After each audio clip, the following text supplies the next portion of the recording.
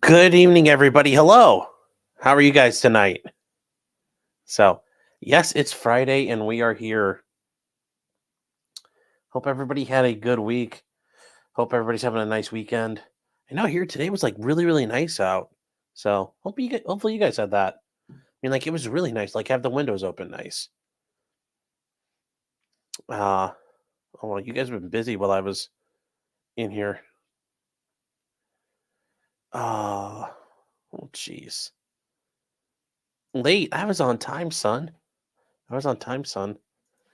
Nick says I only notarize by phone. Yes, stamp it through the phone. It's like that's Drake's next song is "Stamp It Through the Phone" or "Whacking on His Airplane." I'm not sure. So I hope everybody is ready for this. I have not read through these. I've seen bits and pieces of them, but I have not actually had the chance to. I have not actually had the chance to look at stuff. So I'll be kind of reacting along with you guys. It should be. This should be good. This should be good from what I can tell. So don't worry. I don't. I know the overall story. I know where this is probably going to go, just because it's Russell Greer, and we all know he's kind of a turd. But I don't know exactly where everything's going. So here we go, real quick. Got to fix one thing here.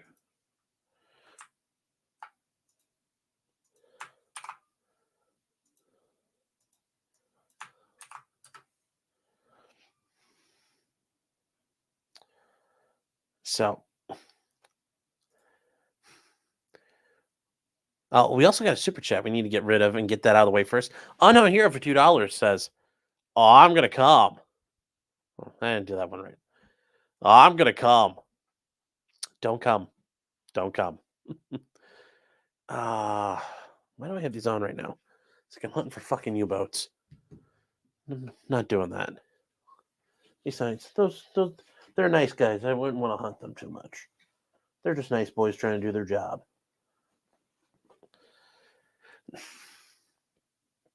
Oh, I know what I need to do. I need to get the hold on here. We need to fix one thing.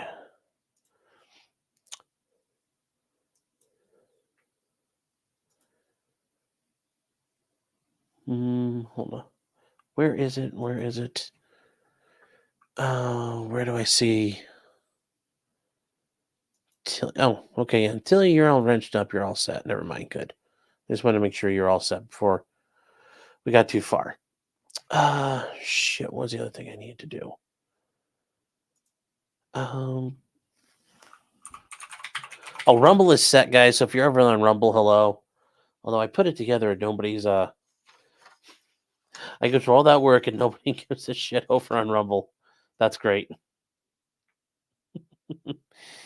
So guys, here's the basic story. Russell Greer, well, he's a lolcow. If you guys know from the farms, he's got his own storied history, and well, it's history with the farm. His history predates stuff with the farms and suing the farms. He has tried to sue Taylor Swift. He has tried to sue hookers because they didn't love him very long time. He is a man with many issues. And I think it's probably best to describe him as the farm describes him. And bet you that I haven't logged in still. No. He is a Taylor Swift obsessed sex pest convicted of stalking, and he is a pro se litigant. That's his biggest thing. He's also trying to create like his own bunny ranch, which God, that would probably turn into a mass grave of like hookers and women who reject his advances. So yeah, it's a good thing. I guess we don't have that. With that said, part of why, well, actually, the reason why he's going after Kiwi Farms is because of one thing: contributory copyright infringement. Now, what is that exactly? Well, it's nonsense. And basically, Russell Greer had copyrighted various works. Well, somebody put those on a Google Drive somewhere, and you could watch them. And they left the link through the farms. And that's his theory that there's contributory copyright infringement. Is it bullshit? Yes, but that's like the no, that's like the 30,000 foot view of all of this.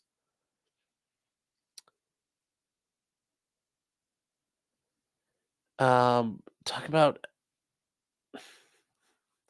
you thought I talk about the Putin Tucker interview, but all I talked about was Drake's penis over and over again. Yeah, that's all I did. That's all I did. Will tonight be that I show up my horse porn folder? No, I'm not going to pull a Vosh. Not going to pull a Vosh. Why is my camera? Why is it? Yeah. What the hell?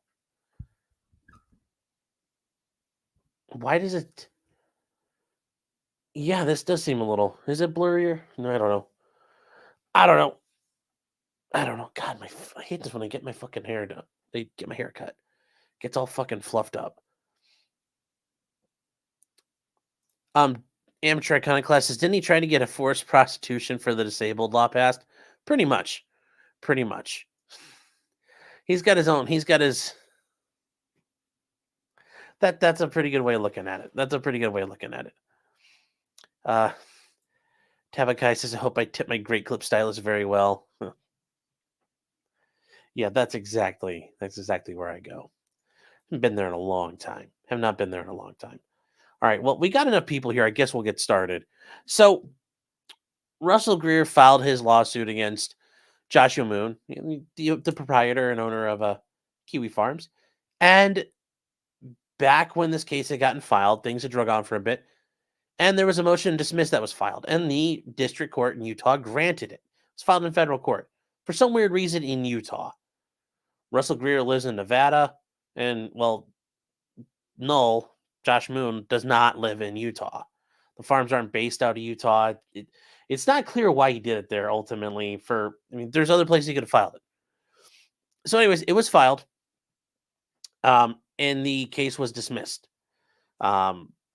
Russell Greer, because his case involved copyright, got help from the Digital Justice Foundation, which is basically a bunch of hacks who are working on behalf of enforcing copyright laws and working for corporations to create, copyright case law that hampers fair use and is more restrictive and more supportive of a copyright scheme as far as things are looked at.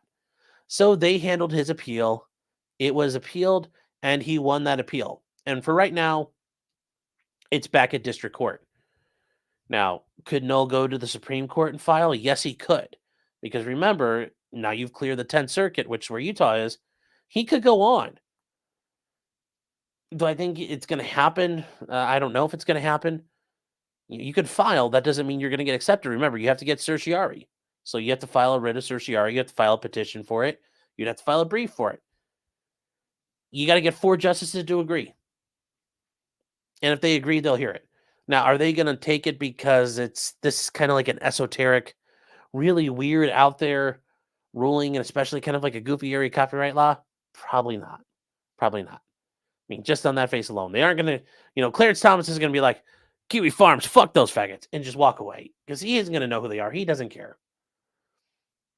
Alpha Fox says cert's like a 1% chance, and that's being nice. That's being nice about it. Hubbleson says they're the ambulance chasers of copyright law. Pretty much. So, we're back in district court. So what has happened since we've been back? And basically the beginning of the year is when everything kicked back off. So Josh got a new attorney. He got a hold of a new attorney, and they are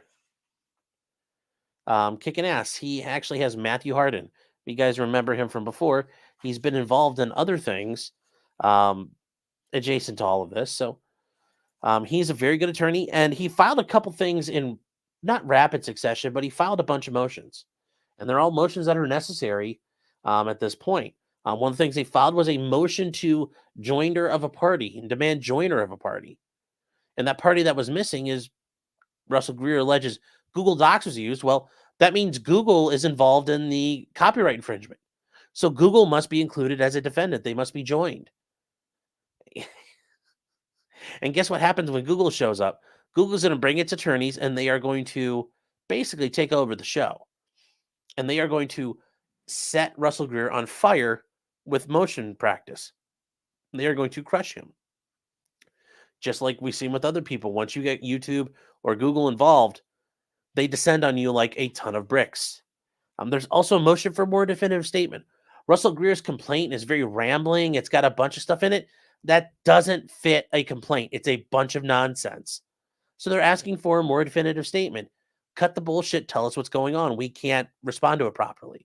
He's also got a motion to change venue that no one wants to get to the Northern District of Florida. That's where he's based. That's where he's based out of when he's in America. So that's where he wants to go and get the hell away from Utah. There's also a motion to strike. Hardin and Knoll want to strike a bunch of things that Russell Greer has filed. As far as pleadings that should not be on the record. There's also an answer to the complaint. Russell Greer filed his complaint. They have responded to it with their denials and their responses to him. There was also a motion to have LolCal LLC, basically Kiwi Farms itself, intervene because it's LolCal LLC. That's the actual owner of Kiwi Farms. They're the ones who should be here, not Josh Moon. So, now Josh Moon would be there as their representative, but it shouldn't be Josh Moon personally. He was operating his capacity as the proprietor of Kiwi Farms. Wow, you guys are talking about Drake's dick over in Rumble. I guess you guys can have fun with that. Oh. So that's where we are. And that's where we start off with. I know there's a bit of a speed run, guys, but I kind of felt we need to get to the good stuff there, and this gets us there quicker. Mystery Sniper says, I need to learn the code. Yeah. Yes. And Alpha Fox says Russell Greer's getting the Chili DeCastro treatment. No. He's already been there, but he's gonna get fucked.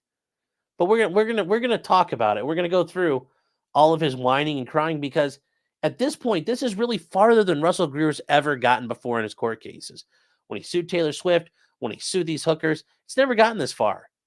He now survived a motion and dismiss, so now it's discovery time. It's motion practice time. What are you going to do? I mean, he's just like the Joker. He's like, I'm a dog, and I finally got the car. I don't know what to do with it.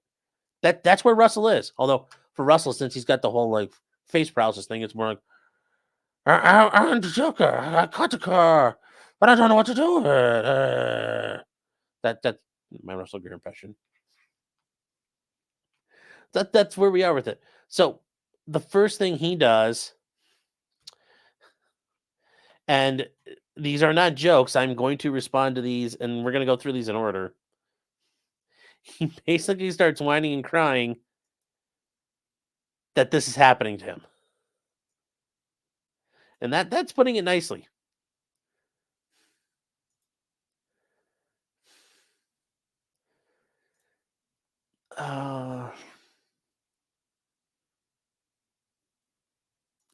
You can't look at Russell's cases with a straight face. Yeah, it's really hard. It's really hard.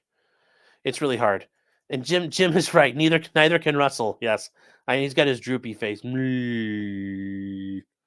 even do it right.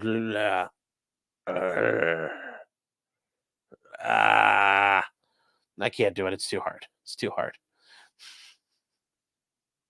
So let's get to Russell's first motion, really, that's relevant to what we're talking about here, and that's oh God, these are not in the order I hope. Well, let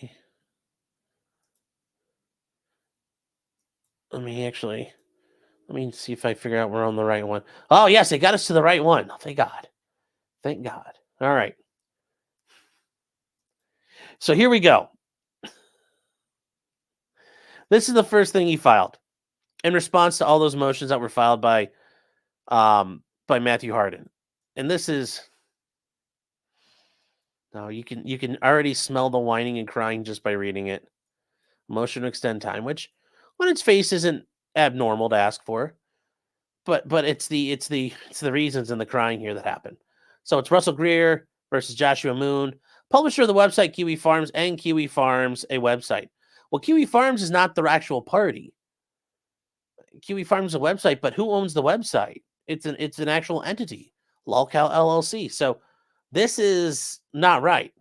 Joshua Moon, a publisher of the website Kiwi Farms, that's extraneous. That doesn't really matter. It'd just be Greer v. Moon et al. In reality, it should just be Russell Greer v. Lolcow LLC, which would be fucking funnier to see that as the caption for this case. But so we have all this stuff here, and he's a pro se litigant. And it's his motion to extend time to respond to defendants. So he comes forth pursuant to the Rules of Civil Procedure 6B and asks for a motion to extended time to reply. On January 17th, the defendant filed 4 documents: an answer, a motion to strike, a motion to change venue, and a motion for joinder. The following day, they filed 3 more motions: a motion to amend/correct, I think it was to correct the complaint, a motion to intervene, and a motion to substitute the parties. Okay. Based on local rules, the plaintiff would have till January 31st to respond, and then he would have respond till February 1st. And then a week later, plaintiff would have to respond to defendant's answer. In less than a month, that's 7 documents plaintiff has to reply to. Yeah, that welcome to the law world, Russell. I know you're a paralegal or whatever, but yeah, this is what lawyering is. The plaintiff is allowed to file a motion for extension for good cause. That's true. He asks the court to respond the deadlines for good cause. Okay. Good cause exists because the 7 documents were thrown onto plaintiff within a day of each other. Now, see, here's the thing. Other attorney, like an actual attorney, might say, Your Honor, I have a caseload. This isn't the only case I'm doing. And that's how you would respond. Like, that's how I respond. Your Honor, I've actually got, I've got trials. I've got a trial docket. I've got, appellate matters I'm working on. I've got other things I'm doing. This is not the only thing I'm working on. I'd ask for an extension of time. Then most judges will look at that and say, yeah, you know what? That's fair. I understand. This isn't the only thing you're doing. But to come in and say, look, this is the only thing I'm doing, Your Honor, when I'm not oogling hookers at Olive Garden, please give me some more time. This slew of filings almost seems tactical, and it seems an attempt to bury the plaintiff, a pro se litigant, in paperwork and to cause him stress. Well, this is something I think we're going to come to here, Russell, quite a bit. Russell, if you ever see this, you wanted this. You wanted a lawsuit. You wanted to be a gangster. Okay. This is time to do the gangster shit. This is time to do the lawsuit. Now you don't want it. You called down the thunder and now you're like, well, I got second thoughts. I didn't know it was going to be this bad. So what? Hey, this is what you wanted. I mean, this is so hilarious. Yes, it's tactical. I mean, there's also the idea you have to file motions timely, and the sooner you get them all out, the better, because if they wait, you'll then run around and cry saying, well, it's barred by time. This is how it works. You get served with shit and you have to deal with it.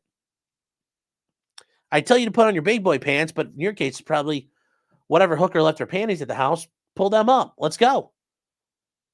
It's time to go, man. It's time to go.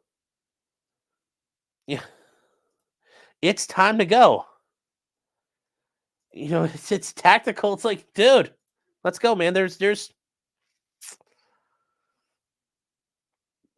I mean, this is just the biggest whiny bitch argument ever. I mean, really, pick up your sticks, son. You can pick them little sticks up, white boy, and get to the game. I have an agenda. It's time. It's time to play.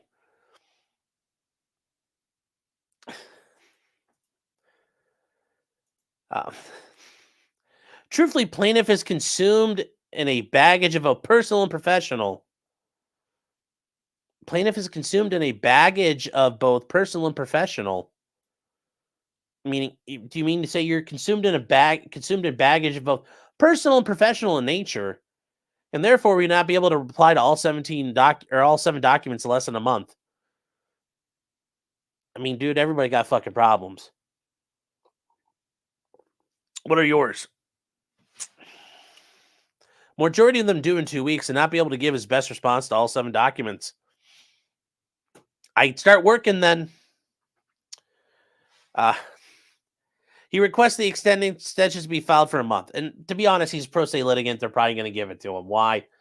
It's easier to give him all the rope he can to hang himself with than to play hard and fast right now. And even then, if he was an attorney, he'd probably get time to extend stuff as well.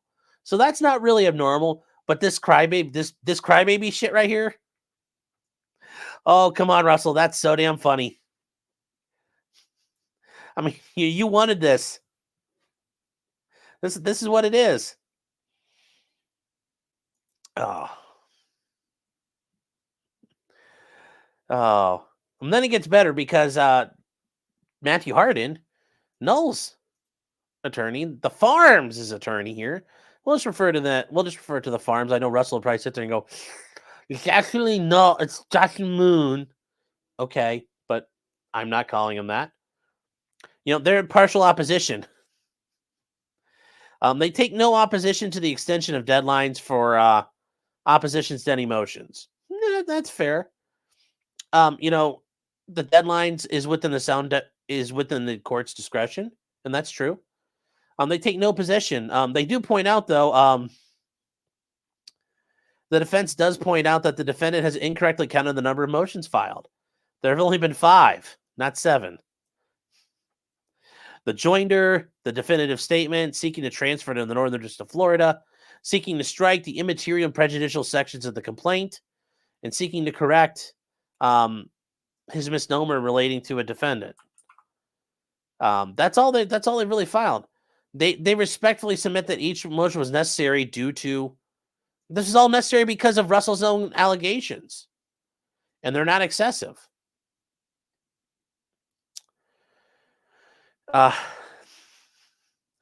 Now, the way this works in civil procedure, a complaint is filed, and then the defendant serves an answer.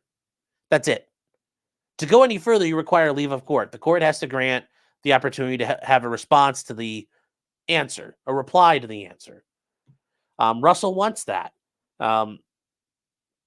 Russell wants to do it, but he hasn't asked the court for it. He has to have leave of court, and he hasn't asked for that. He just says, I want to file a response. He should immediately be filing a motion seeking leave, and that's how you do this. When you want the leave of court to do something outside the rules, you file a motion requesting leave of the court to do that, and you ask the court for permission to go outside the scope of the rules. But he hasn't done that. He says, well, I'm going to reply. That's not how it works. You seek that, and then if it's granted, okay, well, Your Honor, I'm going to need time to reply. You don't just put a reply together and serve it.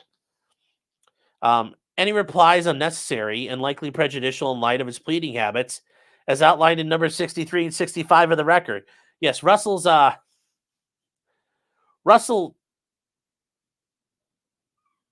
is very much like most pro se litigants. He talks stream of conscious and is highly prejudicial and inflammatory in his writings. So this would then force Knoll to have to file a cert reply or force additional motions to be filed seeking to strike or clarify allegations for the same reasons. And they're pointing out he's an idiot. He's going to make us have to do more work because he's an idiot and we don't know what's going on. And I think Hardin's right. The pleadings are closed and they should remain closed. And that's true. Complaint, answer, move on to the motion practice, which includes motions to strike, definitive statements, venue, all of that. They also note that he tried to file other supplemental briefs earlier with additional facts, and that's not how this works. You put all your facts in the complaint, and then he tried to amend the complaint prior. And this is way before. Well, it's done. Sorry, it's over. Gotta wait. You missed your chance.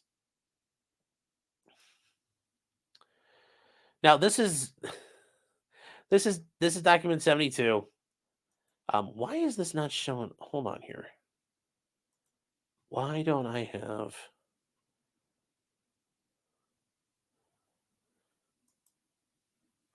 one of the things that Russell Greer had to do as part of his obligations as a party was file a and seek out a planning report for scheduling, and he did not do that. So shortly after conversations between Hardin and Russell Greer, they pointed out that there was a notice regarding scheduling. And it's just saying, look, we've tried to put stuff together. He is not fulfilling his duty. And this is the plaintiff's job. The plaintiff is supposed to reach out to the defendant and try to work things out. And then they report back to the court on what's going on. Um, so Russell hasn't shared a draft report. So the timeline for conducting Rule 26, and that's discovery. And you're supposed to have a planning conference. We got to go over discovery. How are we going to do it? What are our deadlines? What do we expect to be issues? What types of discovery? What are we looking for? Russell hasn't done any of that. And he's pointing out that we're having to do all the work. Well, Droopers gets involved and responds back. And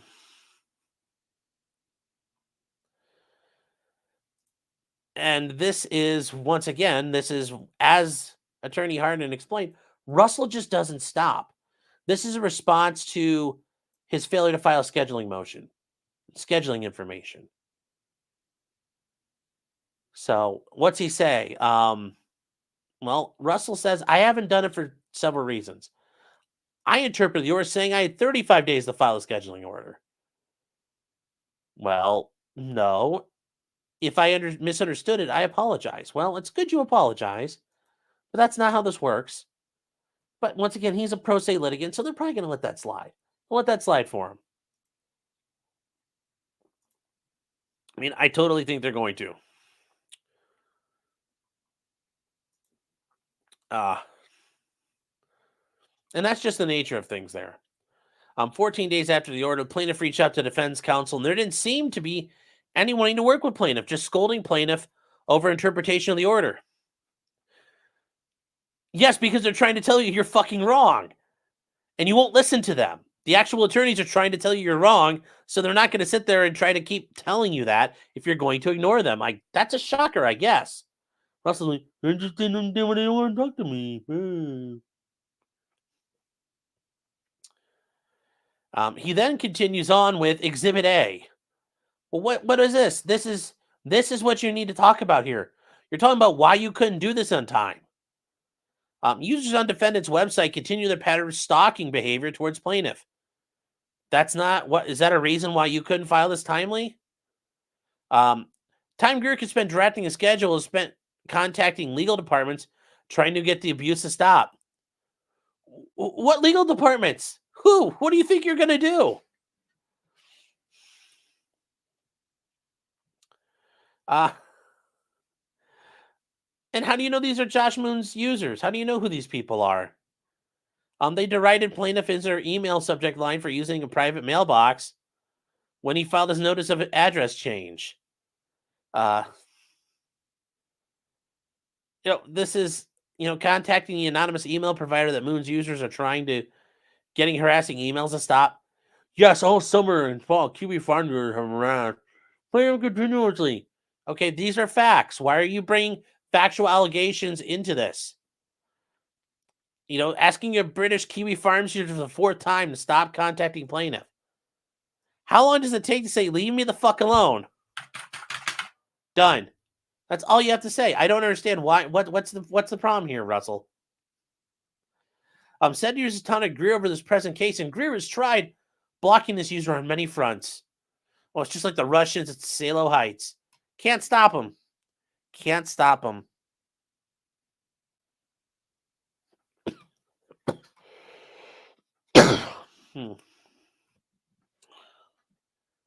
In terms of trying to resolve this case, the defendants ignored his emails for both plaintiff's appellate counsel in November from plaintiff himself. His offer is pretty simple. Remove the plaintiff from the farms. So that this page that was there, remove it. That ain't happening. Null's not going to do that, nor should he. That's free speech. And 2, have defendant install a code to prevent any further mention of plaintiff. Like, kind of like YouTube having blocking your chats if you say certain words. Yeah, no, fuck that too, Russell. Fuck that too. This offer was echoed in the 2022 10th Circuit mediation hearing, and the defendant ignored both offers because they're both bullshit. He's not gonna assess to your demands.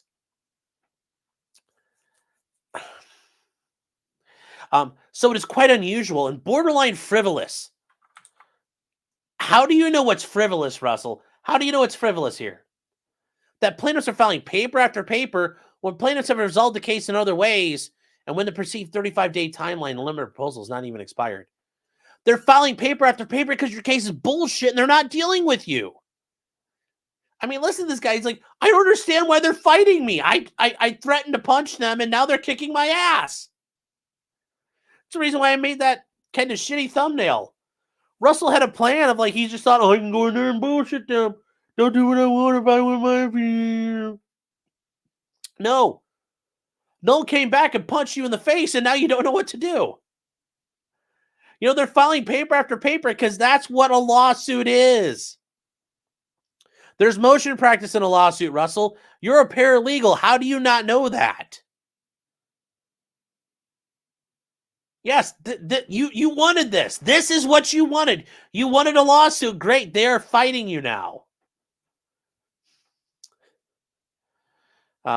Because defendants have filed a brick ton of motions. What's a brick ton? A motion on plaintiff. It has slowed him down from proposing a schedule and is the plaintiff confused on what to even propose. Aww. That's why you don't represent yourself. Well, what do I do? Well, if only you had an attorney. Just saying, buddy. But yeah, you know, Kurt Russell said it. You called on the thunder and now you got it. You wanted a lawsuit. You got a fucking lawsuit. You're going up against a skilled and capable adversary.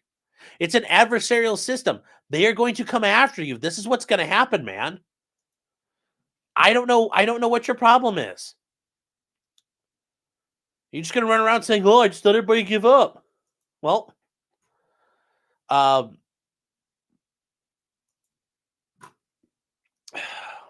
then I love this here. The plaintiff will file the proposed schedule by the date of December. Oh, God, Helen Keller.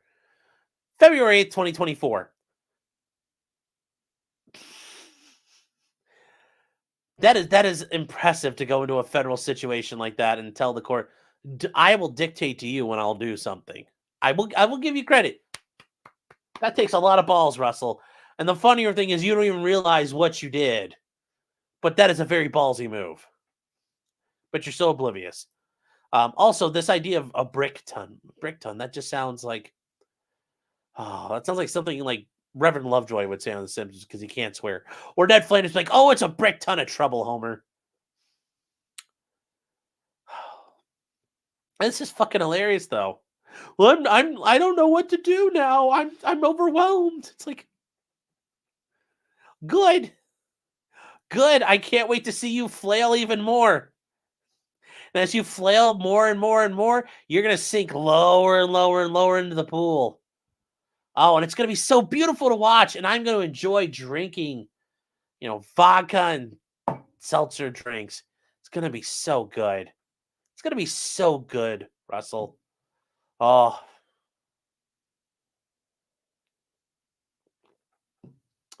Your suffering will become legendary even in hell. So after all of this, and this was filed on, what day was this filed? On the 2nd. So 5 days later on the 7th, he files this peach. He's requesting an expedited motion, which means he's asking for an expedited motion. What were you expediting, Russell? Are you arguing this is some sort of an emergency here? What's going on? But he wants to stay the proceedings for 90 days. Like, what happened? Did you get cancer? Did your face droop all the way down and fall off? Did you get forcibly pegged by a hooker? What happened, man? Did you go see Vince McMahon and he was, come here, Russell. I'm going to shit on you. Just you. Yes. More, Russell, more. You must take more shit on your face. You're going to be the vice president one day, Russell. Maybe that happened. I don't know. He's traumatized. So he comes under Rule 7 in the Rules of Civil Procedure, and he wants to stay in this case for 90 days. Okay. Well, he filed this case in 2020 after he spent years being tormented by the farms and having his copyrights infringed by said site. With the owner of said site, Joshua Moon, the bad man on the infringement. It's so bad, chat. It's so bad. Oh, woo, woo, woo. It's so bad. So bad. To his horror, in 2021, Judge Campbell unfairly dismissed the case. Okay? Sounds like it was the right option ultimately. He appealed. And this just reads like, shortly after appealing, a group called the Digital Justice Foundation reached out to Russell and offered to represent him, which he accepted. The Digital Justice Foundation helped him triumph. They were victorious on the appeal. The appeals case stayed in limbo for 2 years. That's what happens on appeals, especially when you're not a criminal. Shit lingers. Judges hate dealing with civil shit. Even the judges who do civil shit hate dealing with it. The 10th Circuit issued its decision in October. Josh sought reconsideration. He was denied in December. Okay. That could have been condensed a little bit more, but you can include a basic timeline saying this case was filed in 2020. You could have filed it like this. In 2020, I filed this case against all the parties. In 2021, the court dismissed the case. We appealed. Subsequently, in like all this, you can just skip out on. In October 2023, we won. At that point, I was represented by the Digital Justice Foundation. Okay. The defendant sought reconsideration and they were denied in December. Now we're here. You know, I hope Russell doesn't try to write like suspense stories because they're going to be just as awful. So plaintiff was in talks with his appellate team to represent him at the district level. Well, what do talks mean? There were in our stipulations the DJF is wanting before any representation can be given to plaintiff. Like what? Now, I understand some of that's attorney-client privilege and information, but you also can't claim, well, we discussed it and they have some things they want done before they'll jump in on the case. It's like, well, like what? I'm sure part of it is we want money. Because they're not the Salvation Army and they're not going to work for free. But this idea, he's going to say there are stipulations, but I can't tell you what they are. I don't have to. You kind of do, Russell, because how the fuck do we know what's going on? We don't. And certainly we're not, well, the court may accept your bullshit, but I personally am not. Because you can't be trusted with it. So, just, I love this, though. I love this. It's, you know, well, I'm trying to get them. Okay, well, when are you get them? Well, we're talking and it's all secret right now. Oh.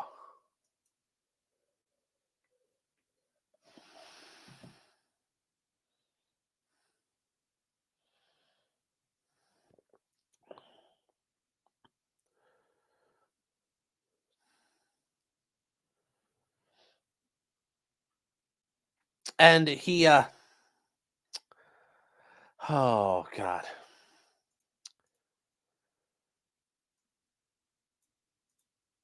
He's bombarded with motions. This, I just can't fucking believe it. I'm being bombarded with motions. Oh no, the lawyer's doing the lawyer thing. No, Mr. Lawyer Man, you can't do that. Don't do the lawyer thing. That's where I poop from. Basically, what Russell's saying right now.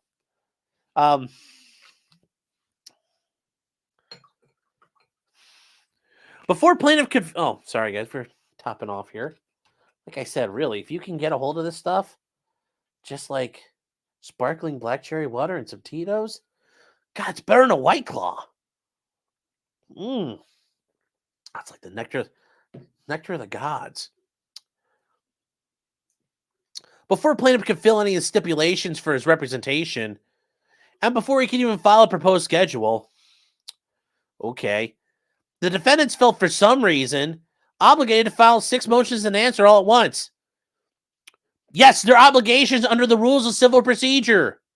Their obligations in an adversarial party. Because here's the thing. You guys can't just agree to fuck off the timelines. The court would have to jump in on that. And you know what a federal court's not going to do? Blow up the timelines because you can't get your shit together. Even if you were a representative party, you're not going to be able to do that, Russell. My God, just listen to this guy. For some reason, because you sued them. You're like, how dare the man I'm attacking attacks me back? Oh, you just punched me. How dare he? Well, he's grateful to the court, and the court did end up granting an extension to these timelines, which I told you was going to happen, which the court should do. There's nothing wrong with asking for an extension, just you can't go crying like a bitch about it. I mean, that's the big thing, Russell. Never let them see you bleed. It's okay to cry. It's okay to bleed, but never let them see you bleed. Never let them see you cry. You go do that off privately. While you're out here, you're standing tall. You got to be a gunfighter. You got to be a gladiator. Not fucking My Little Pony. Or in this case, he feels these motions and answers are better left responded to by the same lawyers who represented him at the appeals level. Why? I understand they're attorneys, but doing well at the appellate world and doing well at trial is not the same thing. They are different worlds. Not saying they can't do it. But how? How do you know they're the best attorneys? Now, you do have the right to hire whatever attorney you want. But you can't torpedo everything because of this. Remember, this is all he's asking for a 3-month suspension of the case. So he can go and get help. Which is funny because he won in December. And he won in October. And what was he doing in the meantime here? Like this whole time, this was all going on. He's going, well, I guess I'm going to win. No, dude, I got him where I want him now. I better go try to find a hooker tonight. I mean, was that his plan? Did he just sit around jacking off the whole time? Russell, come on, man.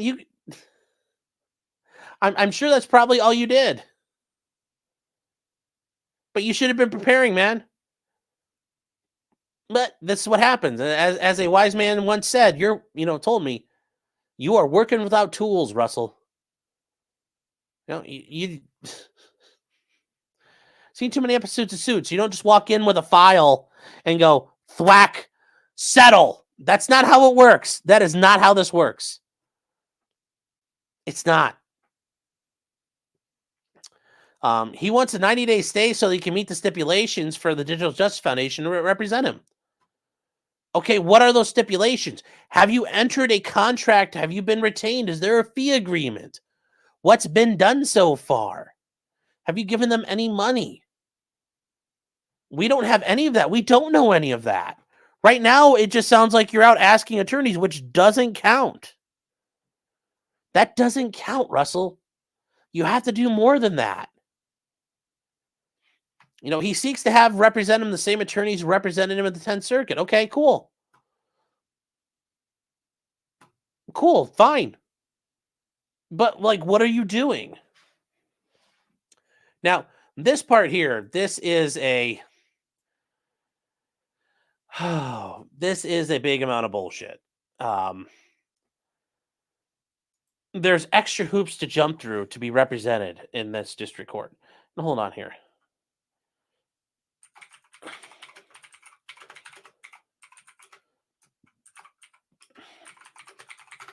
Like I said, guys, I'm kind of reacting to this along with you here. So,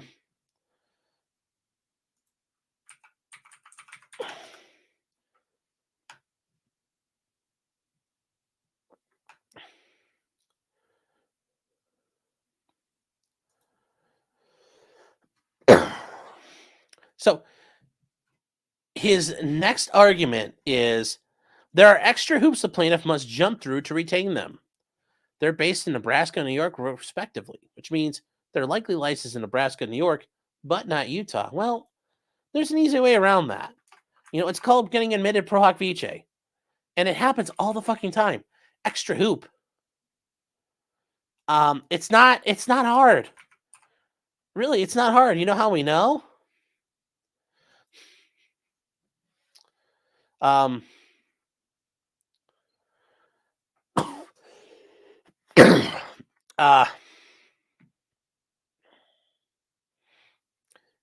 Because we know what it cost. It cost $50. And how do we know that? Because that's what Matthew Hardin had to do. Look, guys, here. Registration fee, $50. His motion for admission pro hoc vice.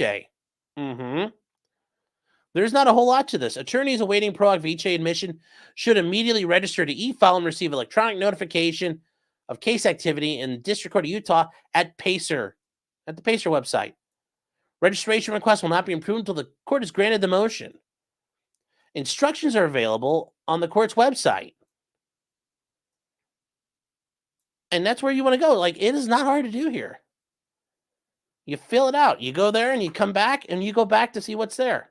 This is not hard. There's extra hoops to jump through. They're not. They're not hard. They're not hard, Russell. They are not hard at all. We're not defusing a bomb. We're not in Sanskrit. This is the admission form to get pro hoc vice in the District Court of Utah. You have local counsel you're working with. I'm sure those guys could find local counsel, or they'll know somebody who knows somebody who knows somebody. Local counsel there in Salt Lake City, or just anywhere in Utah. Why? Because you need somebody there who's going to be the person who he's vouching for you. And then look, Hardin filed it. I'm an applicant.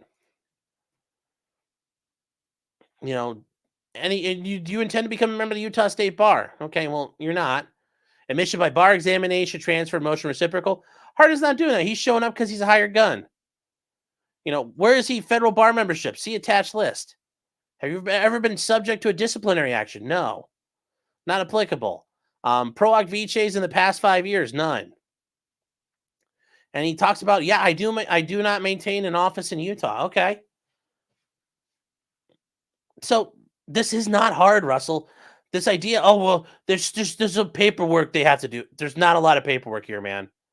There's not a lot of paperwork. And here's Matthew Hardin's credentials. He was admitted to the District of Columbia in 2016. Okay. He was admitted in Maryland 2020, Minnesota 2015, New York 2022, North Dakota 2015, Vermont 2018, Virginia 2014. Ooh, homie's about as old as I am, I think, in practice wise. He's a couple months younger than me in that.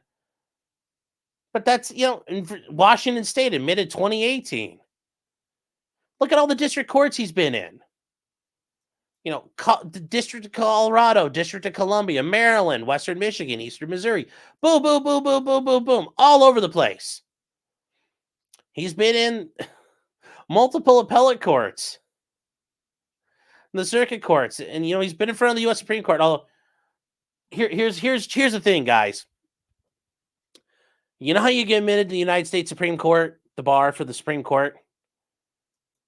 2 other people who are admitted to the bar of the Supreme Court have to support you, and you pay some money. It's actually not like it's paying money. Really, that's all it is. Hold on here. U.S. Supreme Court bar admission. The Supreme Court bar. So, don't mean to burst anybody's bubbles here, but the bar admissions form. So it's not hard because, so here's a PDF form. The name you want on your certificate. Okay. All the stuff here. The courts you were admitted to, where you engaged in practice law, other forms you've been associated with, where you went to school. Okay. And then you keep going here. And then you have sponsors. They don't really deny anybody.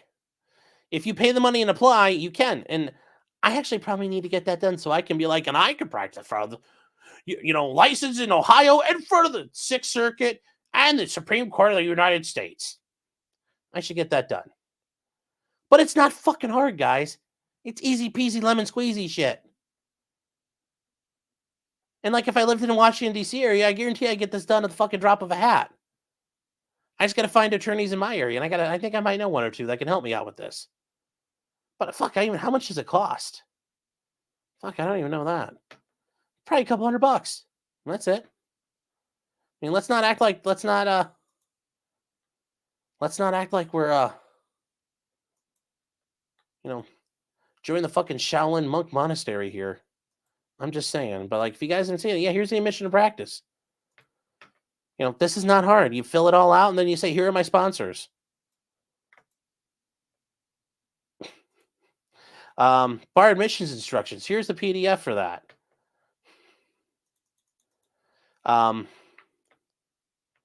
You must have been admitted for at least a period of 3 years immediately before the date of the application. You mustn't have had disciplinary action in the past 3 years. You need 2 sponsors and a movement. Your sponsors must be a member of the bar and know you personally and aren't related to you. One of the sponsors can move your admission. You attach a certificate of good standing from your Supreme Court. There's really nothing hard here. Oh, and it's a $200 fee. Okay. You pay it on your day of admission. That's all you do. That's all you do to get admitted to the Supreme Court. Not bagging on Hardin. I'm just saying that's kind of what that is. So,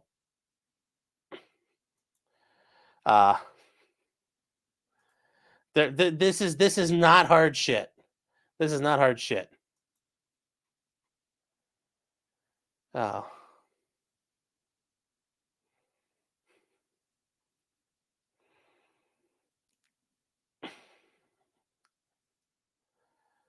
Oh.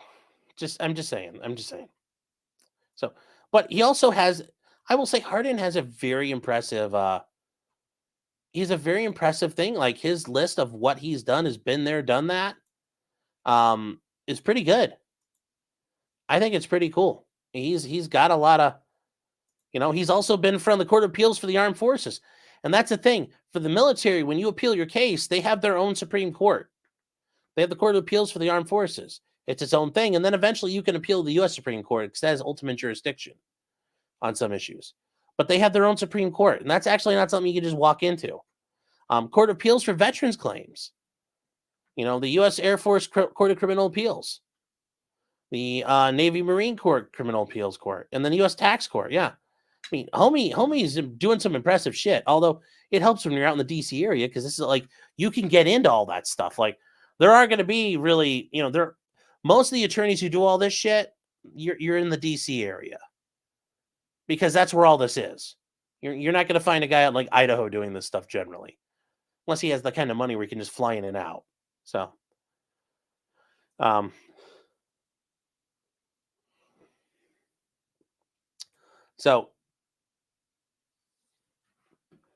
he keeps on going further, though. This is an emergency expedited request because the answer is a due date of 2/7/24.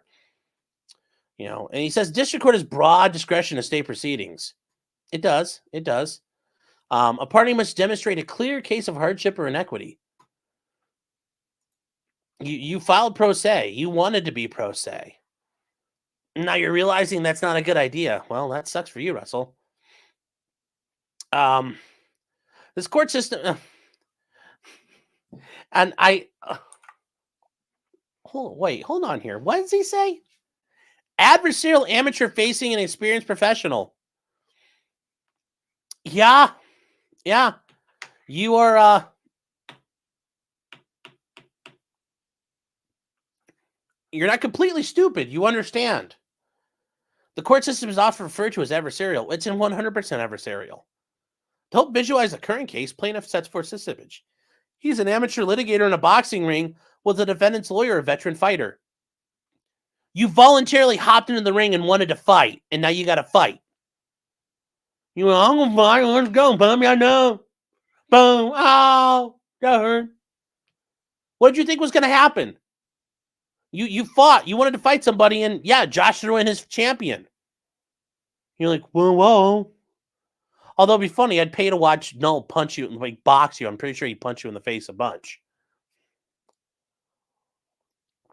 Now, how would that work with Russell? Because it was like the face paralysis thing. How would he wear a mouth guard? Like he'd have to like they'd have to just like drizzle plastic on his face till it was like locked in. I don't know how he'd get out of his mouth though. He'd just be like. The score is currently 1-1. I don't know. I actually consider it like he's 1-0 because, yeah, he won a motion to dismiss, but with the help of experienced litigators, plaintiff won on the appeal. Once his case got back to court, plaintiff immediately faced a barrage of motions before he could even retain his appellate counsel. Should have been working, man. The sun was shining, Grasshopper. You had the chance to go harvest the crops.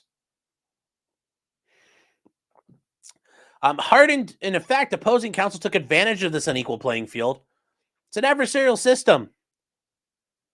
You don't jiggle each other's dicks, Russell. Inquiring of appellate counsel if they were representing him at the district level. That's actually what he's supposed to do because he has an obligation ethically to work with your counsel. So if he thinks you're representing, he has to verify that you are or you aren't.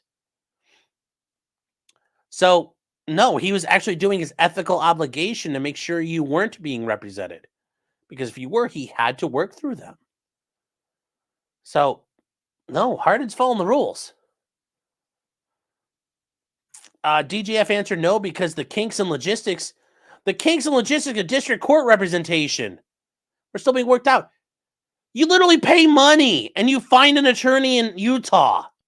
That's all it takes. It's not like you have to go out and pick up a hooker and sacrifice her at an altar. You know, you're not trying to use the Rosetta Stone here, Russell. Quit bullshitting this. Just say it. I don't have the fucking money for anybody to take my case. And even if I did, most people will think I'm a complete nutbag. You don't have the money. And it's okay to say you don't have the money. I mean, if you say it right now, I mean, that gives up the act. But yeah, you don't have the money. That's all right. And these guys want to get paid. They won that appeal. Well, they demand to get paid at some point. And they want to get paid before they do more work. Mercenaries get paid, Russell. Mercenaries get paid. You know, you're learning what many a Persian emperor learned. Persian satrap had to learn. Mercenaries have to be paid. Don't pay them at your own peril. Upon learning that Greer would be pro se for the time being, they filed a slew of motions to bury their amateur pro se opponent. So, you're in the boxing ring, man. There's no timeouts. You're in the ring. You're going to get punched. You can't run away. You're not Charlie Zelnoff. You got to stand there and take it. They're going to make you take it. There's nowhere to go. I mean, you don't want to get punched or buried. You can always dismiss the case, Russell. You can always drop it. Drop it, Russell. Russell. Honey, come here. Look at me. Look at me, honey. Look at me, honey. Russell, if you dismiss this, it all goes away. Well, if you dismiss it, the DJF guys are probably going to try to cut your balls off because you owe them probably like 25, 30 G's. But if you dismiss it, it all goes away.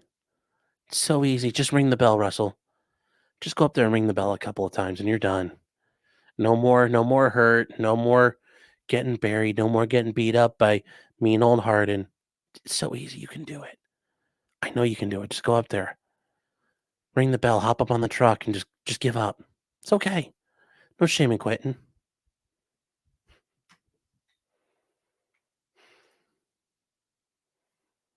Yeah, he won't. He won't.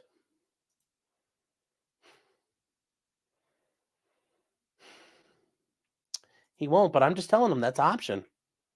It's an option. Penny says you can dismiss your case. You can always dismiss it at any point. You can voluntarily dismiss. Rule 41. We voluntarily dismiss our case. Mr. Sniper says if he dismisses, would he owe Moon's legal fees? Probably, and if I was Josh, I'd be fucking going after him for every goddamn dime. But he's also then probably going to have to pay the DJF guys. So he can't afford to do that. Once again, he's got a bunch of mercenaries that he owes money to.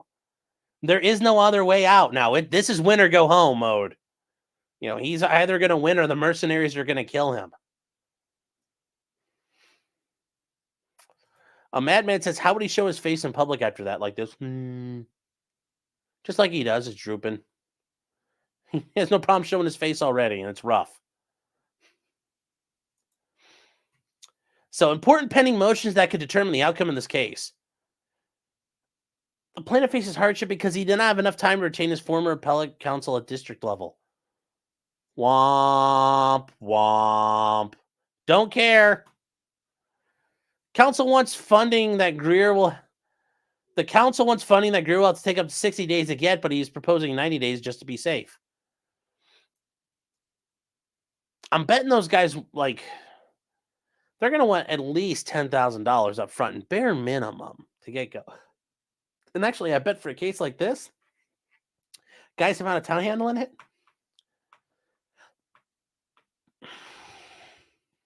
I bet they told them they want like 25 G's. I don't know where the hell he's going to pull 25 G's out of his ass at. Now, I do agree with the farms. Russell probably saw the Log Cow LLC fund, litigation fund that got put together, raising $150,000 in a matter of days. And I guess he thinks he can do the same thing. He'll go, "No, my fun. We're going to be a Kiwi Farm fund." And I think he thinks he's going to get like $100,000 out of it all of a sudden. But it's going to take 60 days to get, but he's proposing 90 just to be safe. What's going to happen in 90 days when you don't have the money still, Russell? That's the thing. You're going to go, well. Because if you show up in 90 days and you haven't prepared anything, you haven't responded to any of these motions, oh, Lord child, that would be really bad. I'm sure at that point, Null will be well within his rights to ask for a motion to dismiss with prejudice, and probably will get it. Now, would that make him a vexatious litigant? No, he's far from that yet. But this would not look good. Having counsel is important because Greer is facing several motions that counsel has more knowledge about and can articulate better through written responses.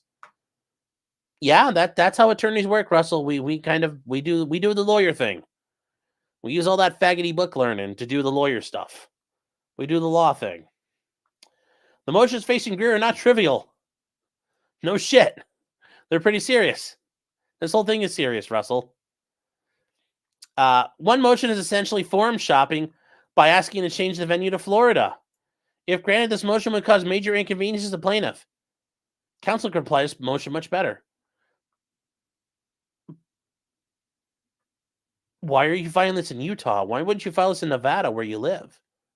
Because that would make a lot more sense, Russell. Why are you filing this in Utah to start with? You're filing in a weird jurisdiction. Is there any sort of is the situs of the injury happen here?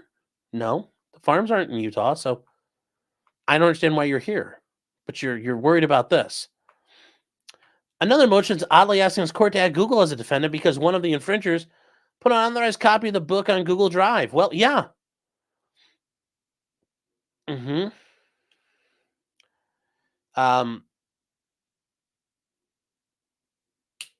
Yeah, they kind of have the right to include them. They're the ones who are hosting it. They are the facilitators of this contributory copyright infringement. In fact, without them, there would be no copyright infringement. So yeah, you have the right to include them. The argument regarding Google being liable is addressed on page 14 of the court opinion. Apparently, defendants thought the argument held little weight. Well, I've read that, Russell. I think you, like you said up here, the attorneys could do it much better because you're not really getting that one right. But that's a lot more than I want to talk about today. If the motion was granted, it would cause hardship to plaintiff because it would be extra headaches and extra paperwork. Welcome to being a lawyer. Welcome to doing the law thing. Remember, you wanted this. You wanted a lawsuit, Russell. It's not all just going, well, do what I want, or I'm and then the other guy goes, okay, don't hurt me. No. It's a gunfight. There are two sides. He walked into a boxing ring and didn't expect to get punched in the face. I don't know what more to tell you. Oh. The council can reply to this because they already tackled this issue at the appellate level. Well, you should probably get some money together.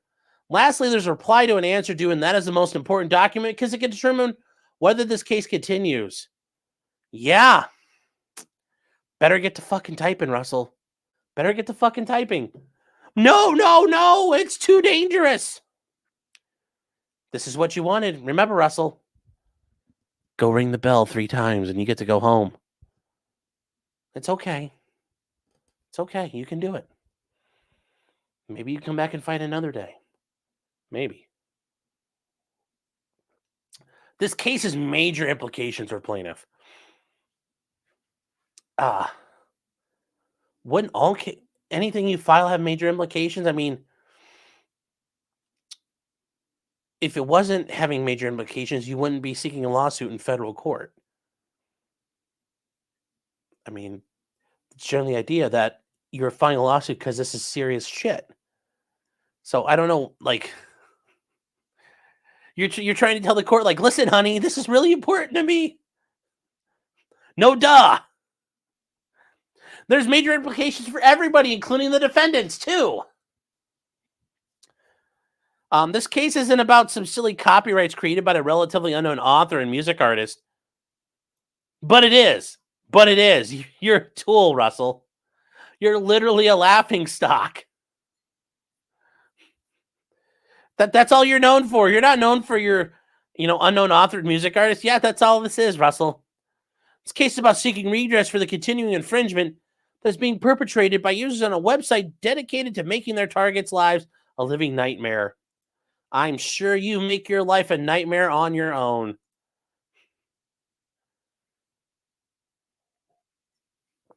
The owner of the said website has plausibly contributed to the infringement. Plausibly? Why would you say plausibly? Because that's an interesting choice of words.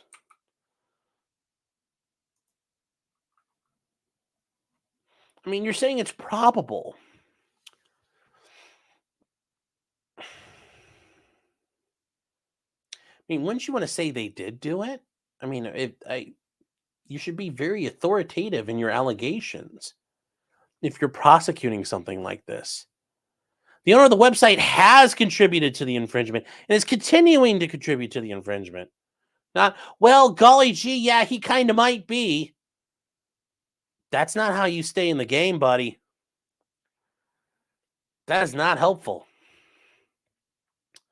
As the 10th Circuit found, okay, we hold that Greer has stated plausible claims of contributory copyright infringement. Yeah, he has stated plausible claims, but you should be stating affirmatively that it happened, I would argue. I'm just saying. But once again, you're working without tools. Without any sort of judgment against Moon, this international harassment and infringement will continue. See the Mother Jones article that thoroughly documents the actions of Kiwi Farms and refers to the farms as a website that wants to kill you. The website that wants to kill yourself. Oh, Farms has never caused anybody to commit suicide. Not one.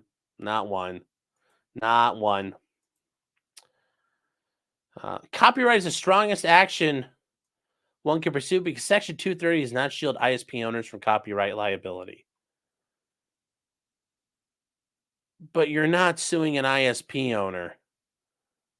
You're suing a website owner. So does that mean you're acknowledging? Like, are you saying that there's an ISP owner? The ISP should get brought in? Like, who's the Farms ISP right now in the United States? I mean, that's almost sounding like you're admitting there's an extra party here, Russell. I'm just saying. That's what it sounds like to me. The trolls on Kiwi Farms even admitted to the site that they seek to harm Greer financially. A Kiwi Farms user under the name Rustard, he'd be like, Don't make fun of me. Encourages dissemination on the site so no one else accidentally gives Russell Greer money. Why, Russell, as a friend of the show said so eloquently, I hope you make $1 million. I really do, Russell. I hope you make $1 million. Heartfelt.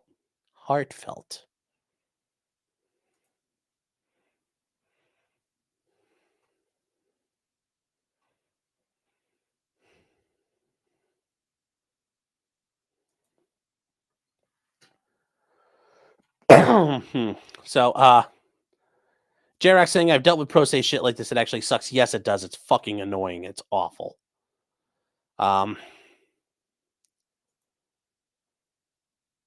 Yes, Greer's treatment of women is so appalling that once you see the scope of his villainy, this is delightful. Yeah. Ken's counseling couch says, I stand with Russell Greer. Hashtag I get you, Taylor Swift. Hashtag suck me my penis. Hashtag not a date. Yes. Mm-hmm.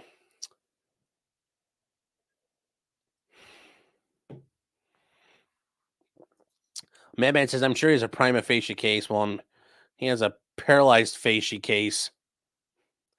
Ba-da-boom! See what I did there. Chris Kelly for £2 sterling. The King Sterling. Although, well, actually, yeah, because the next one will be the King, too. But not for King Charles, probably for too much longer. Drinking herbal tea to cure his cancer. But the King Sterling, nonetheless, says, £2 for you, mate. £2 for you, mate. We'll catch you on the replay. Peace. Well, thank you, Chris. I appreciate that. Thank you for the support, man. Hopefully you're watching this later.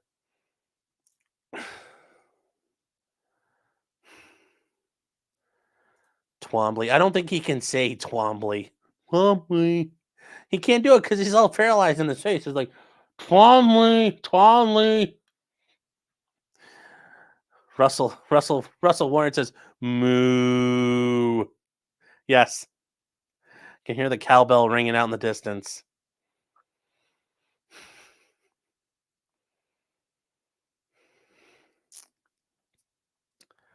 Oh. So other KF trolls have emailed Greer directly and taunted him with pictures of Adolf Hitler. Okay. Offensive because the Nazis killed disabled people and have declared Greer that no disabled person will ever be allowed to succeed. Exhibit D. Okay. Where are these pictures? I kind of want to, like, where are they? Where are they? I want to see these pictures. Oh boy, let's find. We got to find these. Hold on here, guys.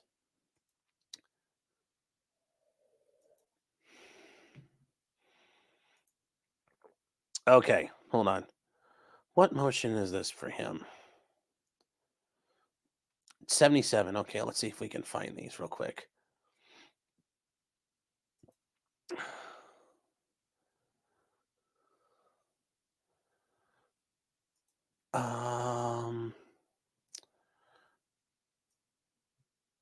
Okay, let's see here.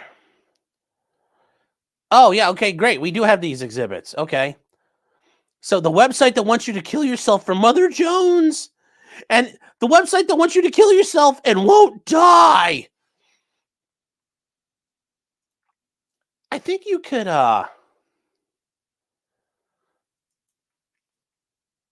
that's probably not the best way to phrase that because it doesn't make it clear what's the website killing you, and I mean, does it want to kill you and you won't die, or it won't die, or what won't die? I mean, because if it's telling you the website wants you to kill yourself and won't die, it sounds like somebody's fucking it up. Well, how the trolls on Kiwi Farms hounded people to commit suicide and create the online culture we have today. Kiwi Farms never caused anyone to commit suicide. No, not one. Now there's some more stuff here. Okay. The end is coming. I mean, he's not even wearing an armband. This is young Hitler. He's wearing his lederhosen. Like, he's wearing lederhosen. Hitler wearing lederhosen. That is very wholesome. That's some wholesome stuff there. Lederhosen wearing Hitler. I mean, how dare you besmirch a World War I veteran that received the Blue Max?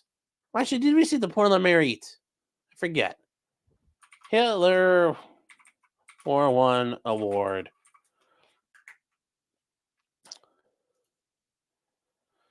God, I forget. People can be like,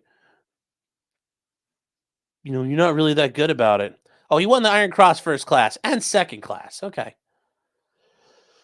I thought he won the Portland Merit as well, but oh well. Such is life. But he's wearing his lederhosen. He's besmirching this veteran that had PTSD, survived the use of weapons of mass destruction, chemical weapons, and just wanted to go and be a humble painter. And he thinks that's something to laugh at. I mean, how dare you, Mr. Greer? How fucking dare you? Unacceptable. Unacceptable. So, without experienced counsel representing Greer to vindicate his rights, this infringement and harassment will last for the rest of his life. I mean, I think it's going to happen no matter what. A large hardship lies ahead if Greer can't retain these guys to argue better. You should have probably thought about that before, man. No hardship faces the defendants, really. They have a right to a speedy resolution in this case and not have it drag on.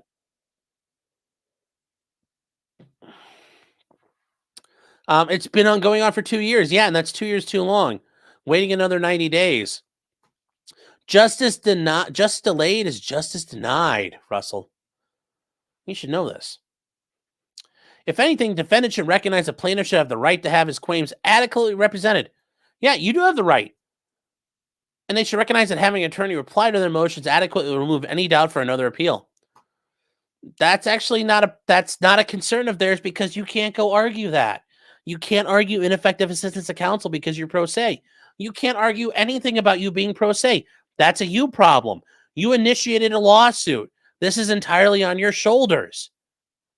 But my God, I want to laugh, but this is just borderline pathetic. And it's probably like when you're with like those hookers at the Bunny Ranch. Like, which part was more awkward? The 30 seconds of sex or the 45 minutes of crying? I don't know. So I want to appeal for all deadlines for 90 days. Yeah, fuck that. Ain't happening. Should be ample time. This case is an emergency. No, it's not. There's not an emergency. There's cases that are emergency, like a habeas petition to keep a guy from being executed. That's an emergency. This, we can get a nice little pour in there. This is not an emergency, Russell.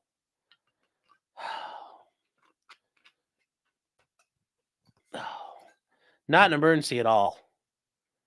Not an emergency at all. Alpha says, so about Google's forum selection clause.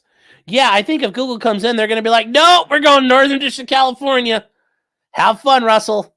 Oh, my God. The judges up there will hollow his asshole out with a gavel. Oh, yeah. It's going to be good. Breaking news. I'm added a lawsuit by Russell Greer. I fucking dare him to do that. I dare him. I would descend upon him like an angry God in a land full of sinners. That's the best way I can describe it. So,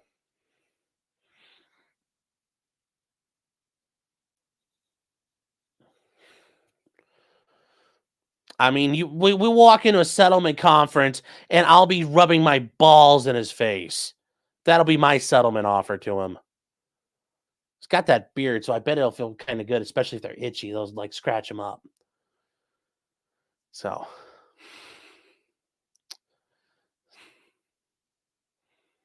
hold on here. Yeah, guys, if you didn't know,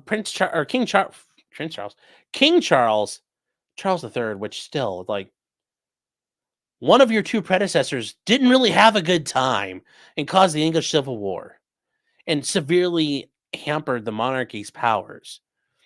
Charles II wasn't really much better at things either, but I think people might debate that. But Charles I was fucking awful. I don't know why you'd take that name. Yeah, he's got cancer. He's got the big C, and he's going to be drinking herbal tea. He's not going to seek chemotherapy. So I'm sure Prince William has just been looked over at Kate and be like, "Pack your bags, baby. Start packing." J-Rock says they file an Iqbal motion. No, but you'll see. So we got a couple more things to get through. We got more to get through here. Oh. Mandate said Ashkenazis use sent to camps as well. I mean, depends who you ask. Yeah, Steven says, why is Russell opposing the Canadian healthcare system like that? I don't know. Oh.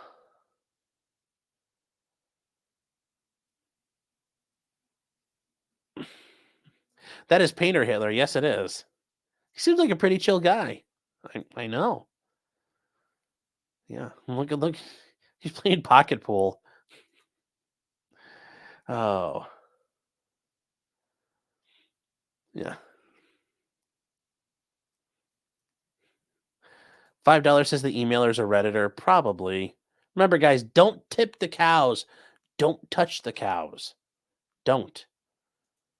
Cows are meant to be left alone and graze in the fields. You can watch them all day long, but don't touch the cows.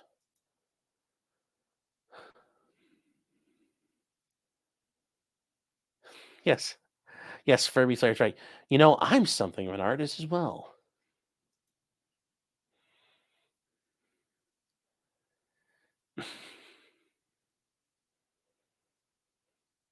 Furby Slayer says, I'll be filing motions for months.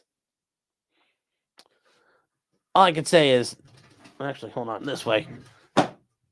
That thing right there is going to sound like a fucking MG42 at Omaha Beach. Just bzzz.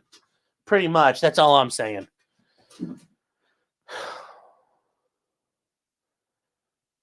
Chris Lord says, let's go. Yeah. Oh. Peyton says, would you help the farms if the time came? I mean, if Noel came to me and asked me for help or advice, sure, I would. Especially for something like this turd. Name and Source says, who will feel good for? It's not about feeling good. It's about, it's just like Shawshank. It's like in Shawshank with the sisters. It's not about love. It's about power. It's about power.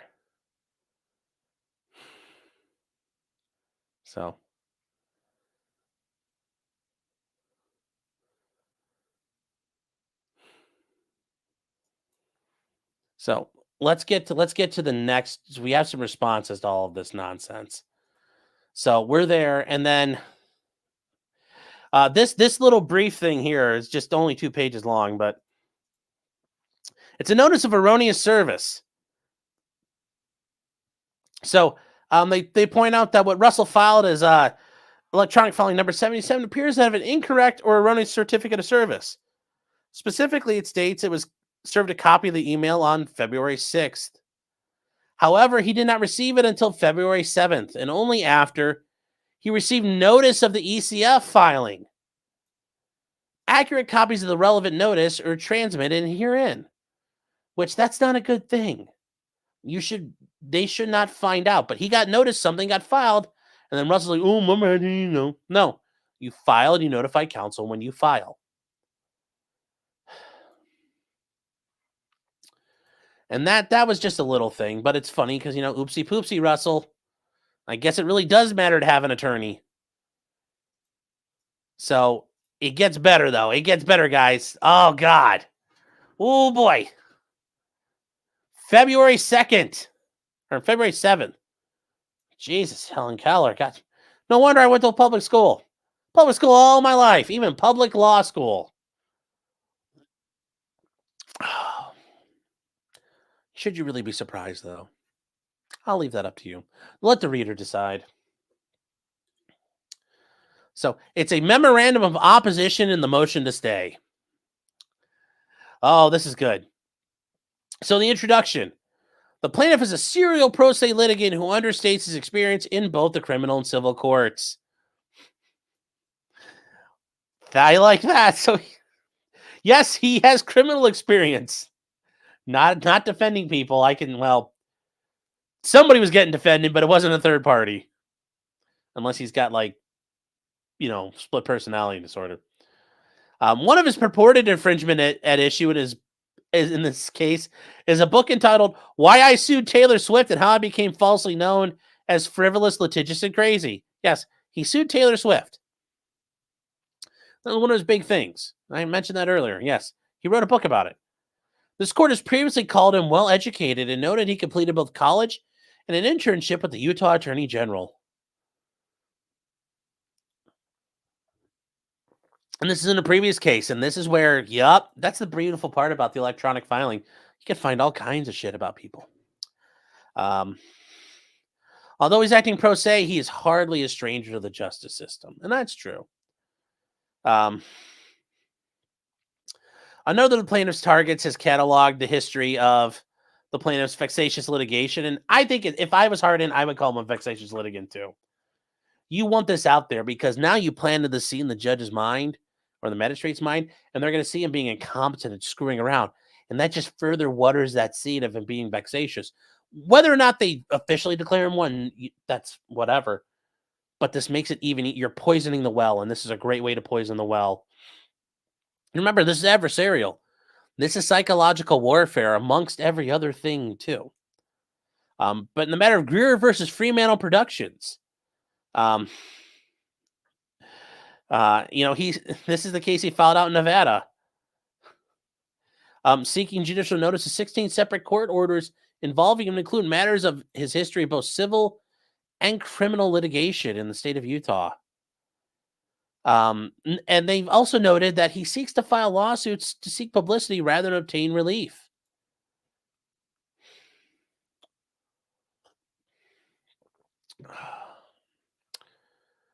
In Fremantle, they notice his proclivity, his penchant, his fetish. Maybe he's got a humiliation fetish. I wonder if that's it. Like Russell he likes being embarrassed. For lawsuits against celebrities, well, not just celebrities, females like Taylor Swift and Farrah Abraham, as well as a lawsuit the plaintiff filed alleging fraud when he was unsatisfied following a date with a prostitute in Reno. Yeah. He took her to Olive Garden, and that ate up all the time. So she's like, I'm done. And I'm sure getting soup, salad, and breadsticks with him, eating soup and just watching it all just spill back out.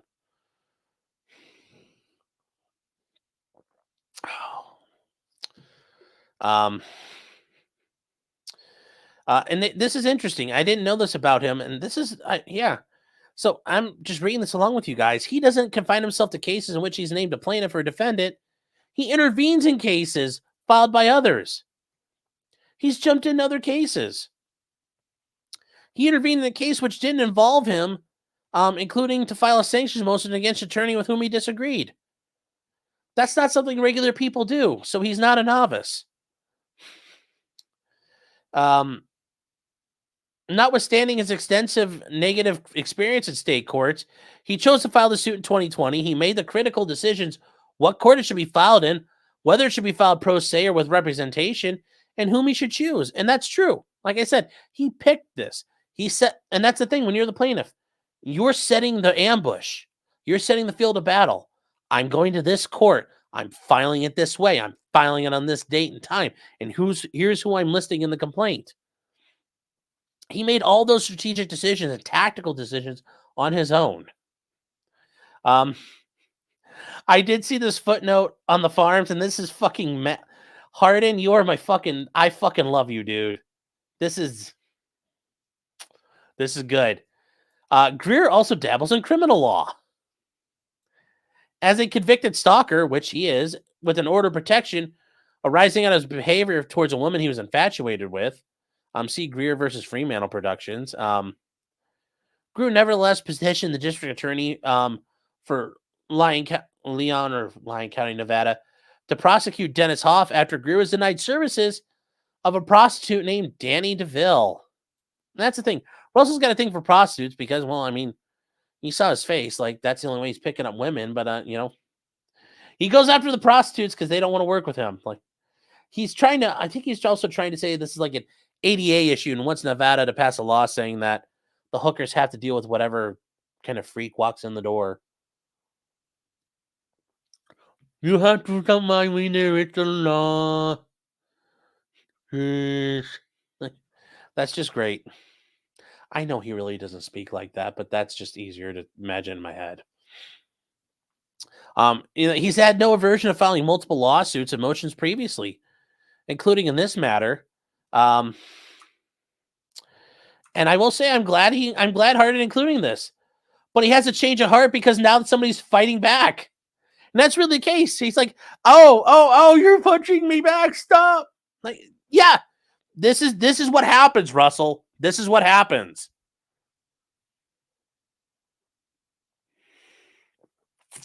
I can imagine Russell gets done like, who could have known a boxing ring was where boxing would happen? He refused to propose any scheduling because he was stalling. And he seeks a 90-day stay because he can't afford an attorney. He points out that he's going to be burned by the litigation if it were allowed to be transferred to where Josh resides. It appears to make no allowance for the costs he's already imposed on foreign defendants, which Josh is a foreign defendant. He's not in Utah. And years of litigation, this court in the 10th Circuit, despite any ties to Utah or the 10th Circuit. Nevada's in the 9th Circuit. Florida's in the 11th. So why the fuck are we out in the middle of Utah? I don't know. The defendants didn't choose to place themselves here. Russell couldn't even serve him in Utah. And yeah, Josh has had to spend tens of thousands of dollars defending this shit against a guy who likes to file bullshit litigation against people from whorehouses to Hollywood production companies, because Fremantle's a production company. This guy has a thing. Like, he likes to be embarrassed. He likes getting, like I said, I think he's got a humiliation fetish. But he's not just like the random guy filing shit against his neighbors. He's gone up against massive corporations and entities and people. It's not an extraordinary case. This is a case that should be adjudicated under the ordinary rules that he chose to follow. And yeah, now things aren't going right. He wants to call timeout. Once again, you don't get to call. Once the bell rings, that's it. Round one, fight. Let's go, Russell. Now, standard review, I think that this is very clear. There's, standard review, I don't think is really. I think this is something the court's not going to do. This is a bit much, a 90-day stay. Asking for extensions of time to reply, courts are going to grant those left and right. He could probably get a couple extensions of time out of this. He could probably easily get 2 or 3 more. Easily. And I would understand a court granting those. But just ask a complete pause, nobody can do anything. That's just absolutely, that is not happening. Russell chose to proceed in this court, and he chose to do it pro se. It's against the interjudicial economy and it's fundamentally inequitable to force the defendants into this court from Florida and West Virginia, respectively. If you guys don't understand what West Virginia, that is where Kiwi Farms and through LolCow LLC is incorporated in the state of West Virginia. It's also apparently in West Virginia you can use a P.O. box for that. So, yeah, kind of interesting. And Josh is out of Florida. And he got West by God, Virginia. And the amount of litigation spent in no less than 3 attorneys to wait for a resolution for an uncertain period of time while he tries to make arrangements, which we don't know what's going to happen. We don't know if he can retain these guys. Does he even have any money he can afford right now? He could retain this counsel 3 years ago or at any point prior. They also point out he keeps violating 2 orders from the court. And it appears he seeks to delay on an ostensibly emergency basis to avoid any accountability or the need to answer any of the defense motions for an indefinite period of time. And I like this. Litigation is not tenable. One party can alternate between rushing to court to demand action and relief, and then seek to retreat or delay when answered. Yes, now that he's actually encountered somebody who's going to fight, now he realizes he needs his own guns. And it should be put on the normal schedule and in the normal course of action. Courts say you will have time. You can retain these guys while you're working on the stuff, Russell. Keep working on it. Like I said, the idea that he probably isn't touching any of this right now because he filed these motions, fool, that's not a good at Russell. I will give you one bit of advice. Do not just be sitting on your hands right now. Be working to address these motions, because if you get denied on all this and you ask for time, you're not going to get a lot. You better have stuff ready to go.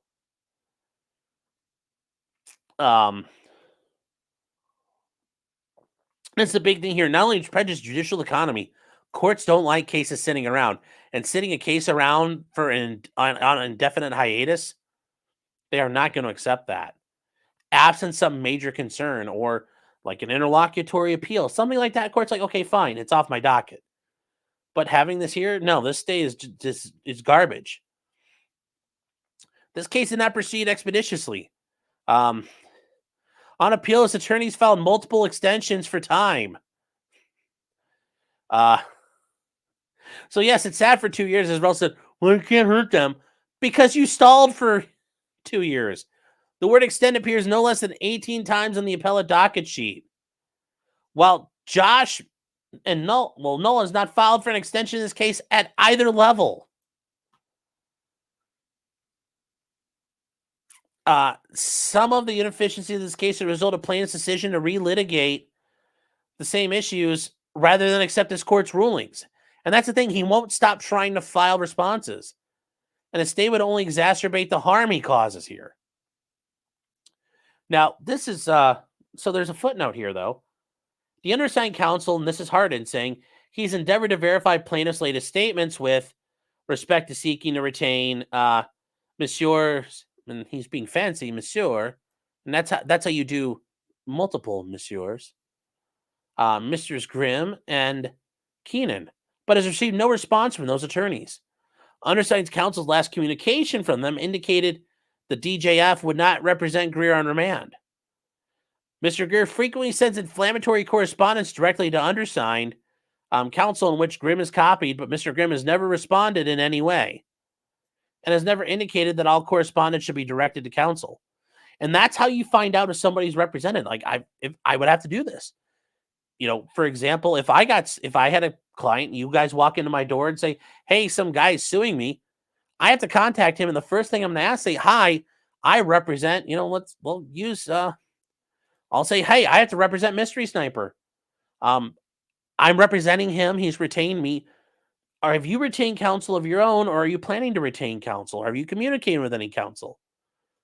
And Russell would probably say, yes or no. If he says yes, I'd say, okay, who have you talked to? Can I please interact with them? Because I had to communicate through the attorney. And this is Hardin doing his due diligence and doing everything he's supposed to do.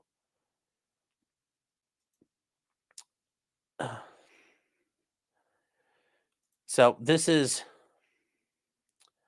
just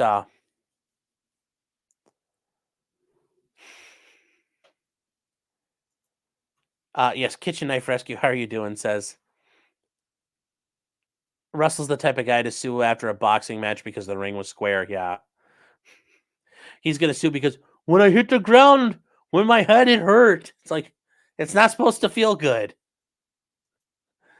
The boxing gloves did not have enough cushion in them. They're not supposed to. Tilly says, I've been cutting lines all night like I've done this kind of party before. Yes.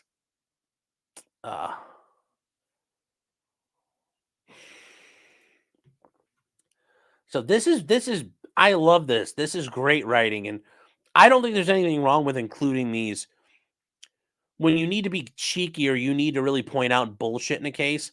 Using footnotes like this, I think, are a very powerful way of doing it. The only thing I can't fucking stand about this, Hardin, and Null, if you're watching this, dude, the alignment, please use justified. Like, line these all up, like, straight down the edge. I mean, it should look like this right here. Look, nice and smooth and clean. Look at this. Just like, shoop. Look at that. Beautiful. Not this, like, Michael J. Fox, like, whoa, thing. Justified, like, it's better. It's wholesome.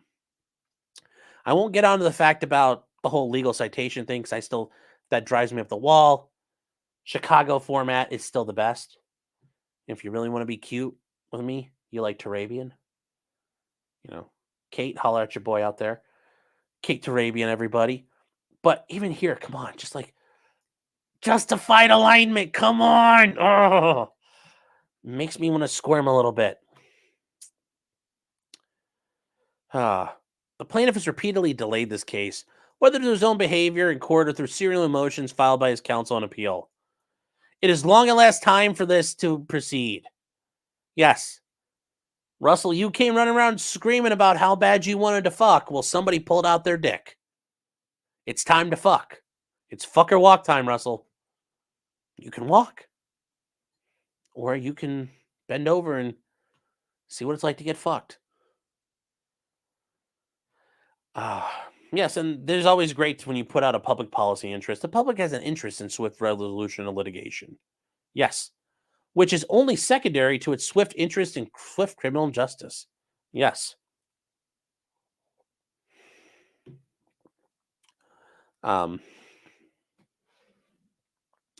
So they're asking for the 90-day stay of these proceedings to be denied because it's contrary to the balance of interest between the parties, contrary to the interest of the judicial economy, contrary to public interest.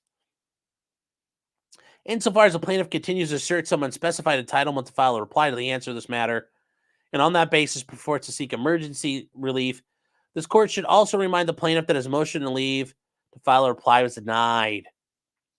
And so, yes, he filed a motion for leave, and that got denied. So, as we talked about earlier, he had to do that.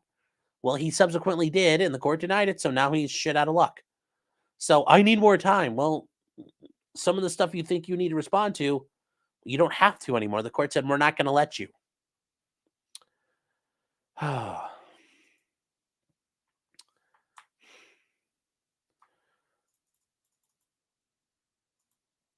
then the next day, so yesterday, February 8th, Hardin responded with a supplemental authority.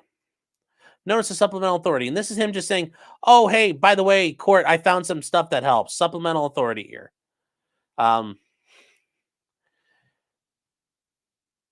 The undersigned counsel stated he had attempted to verify whether the plaintiff's statements relating to the attempts to retain the attorneys were accurate.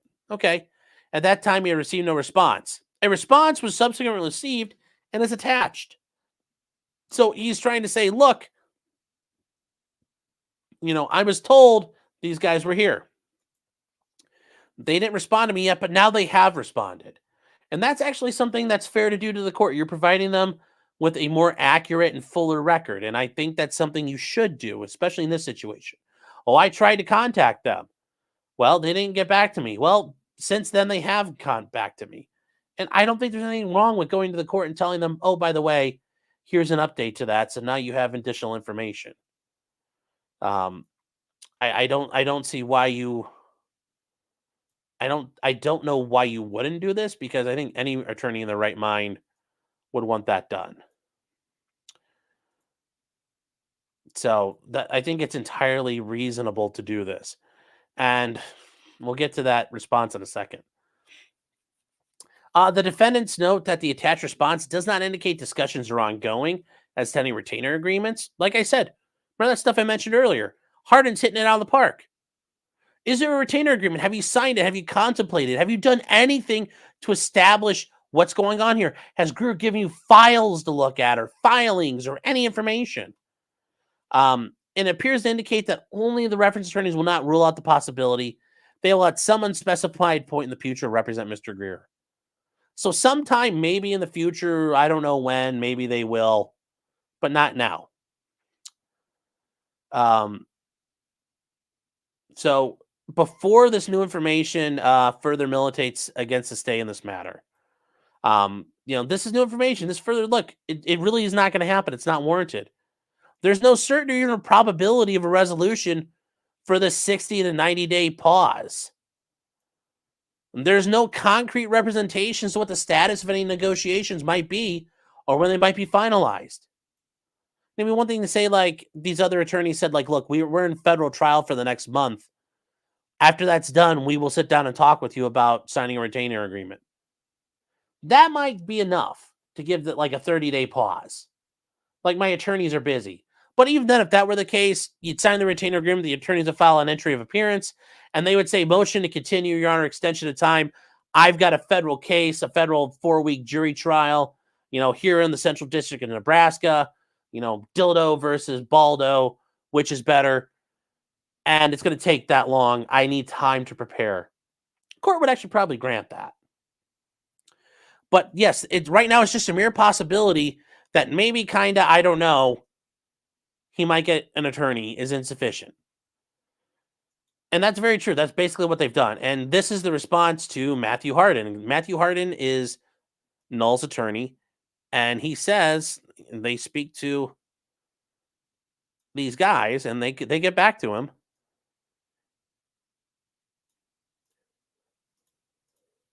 And they say, Matt, we do not represent him at present. That said, we are not going to commit that we won't represent him, reserving the right to do so. Well, you're not really reserving the right, because you always have that right to accept and reject clients as you see fit. So I don't know why you would say it like that, because I wouldn't say it that way. I would just say, at the present time, I do not represent him. But I make, should that change, I will notify you. But as of this present second, no, I am not his counsel of record. This just seems very superfluous to me. I don't know why you would say that. I mean, reserving the right to do so, there's nothing wrong with it. There's nothing wrong with it. I don't know why you would do it like that. Doesn't make any sense to me. It doesn't make sense. So, enter the name here, Bohemian says, do you have a pen and a tablet? Or are you doing the highlighting with a mouse? Just with the mouse. I don't got them DT hands. I got pretty good hands. I got pretty steady hands.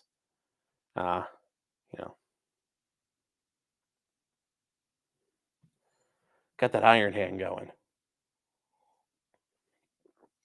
And this is from Hardin saying, can you confirm whether you intend to appear in district court for this matter? Please see the attached. All right. And this is from the one attorney. And yeah, so we're all done. That's not looking good for our boy.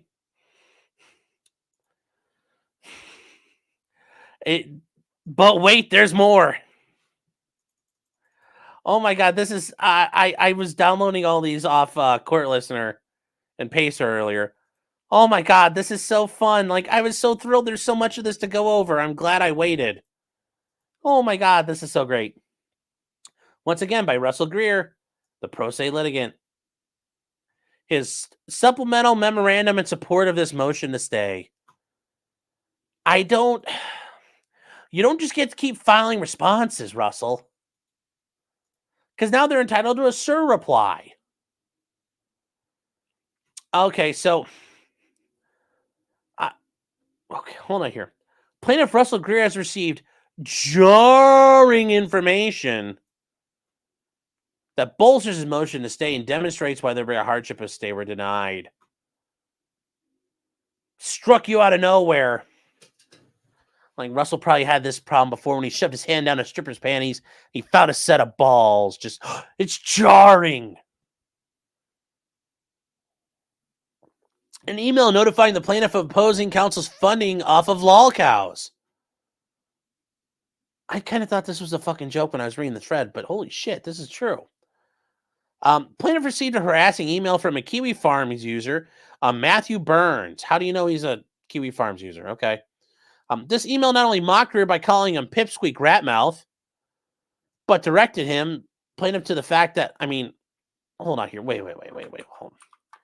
Pipsqueak ratmouth. I call him more Droopy, but because he's got like the cartoon character Droopy, like meh, like the dog, but also because his face is like bleh, drooping. I wonder if you could give him some Botox. Would that like suck it up and back into normal mode? I don't know. Maybe it would. Look into that, Russell. I don't know. Can't hurt. But directed plaintiff to the fact that opposing counsel is fundraising off this current case. So what? Your Honor, he's got friends that like him. And nobody likes me. This is unfair. I just want hookers to like me, Your Honor. I'm a simple man. It's basically what we're looking at here now. And this is the website I touted last night. The Lolcow Litigation Fund. If you guys are interested in it, it is at lolcowfund.hardin.law. And Hardin has set this up. It goes into an Ulta account. And we talked about it last night. $153,000 in it already. It leads to the fund and has a short blurb and a crude drawing of the plaintiff. Exhibit B. The link appears to belong to Matthew Hardin, opposing counsel, and shows that 150 grand has been raised. As the footnote says, lol cows are people who could be milked for laughs. Yes, Russell, you're catching on. While the defendants and their donors might think this case is hilarious, and they might think that Greer is a foolish pipsqueak dealing with Kiwi Farms has been a nightmare, and he seeks to end this nightmare. Okay. Walk away. And it stops, Russell. Just go like this. You want to know how you'd stop problems on the internet? You just go like this. It's that easy. Here, I'll even do it in big mode for you, Russell. Here's how you get rid of things on the internet. You do this. You just go away. You can go up to the top of your browser here and you hit X and you ignore them. Or this is just another theory. Quit acting like a fucking idiot. I mean, that's part of it. I mean, I've had to learn this myself. You don't want to be seen as cringe? Well, don't be cringe. It's still a long progress for me, you know. It's like, I like to think I'm base, but I'm cringe. And it's not cringe to be based, and that's okay. Just something to think about, Russell. Just something to think about.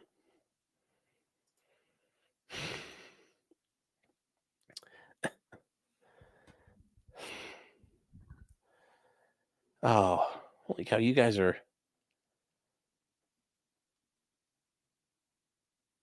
No, it will not fix dropsy. Oh, it won't? Okay. I didn't know that. Yes, enter name here says, I can't pay for real lawyers and they get money from other people? Not fair.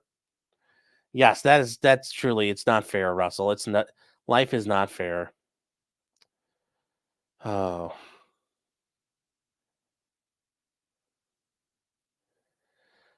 There's some things here I need to answer real quick.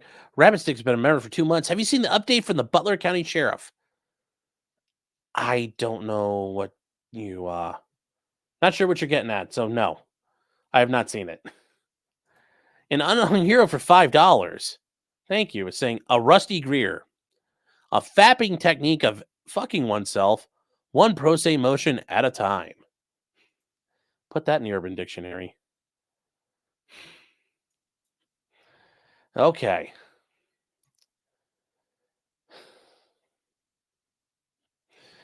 Oh. Why this evidence supports a stay? This evidence supports the stay because it shows many different things. Like what? So let's see here. Defendants and their counsel are fundraising off this case and off of Greer's apparent lolcow status. Okay. They have popular support. This is like an insert. You're fighting a war.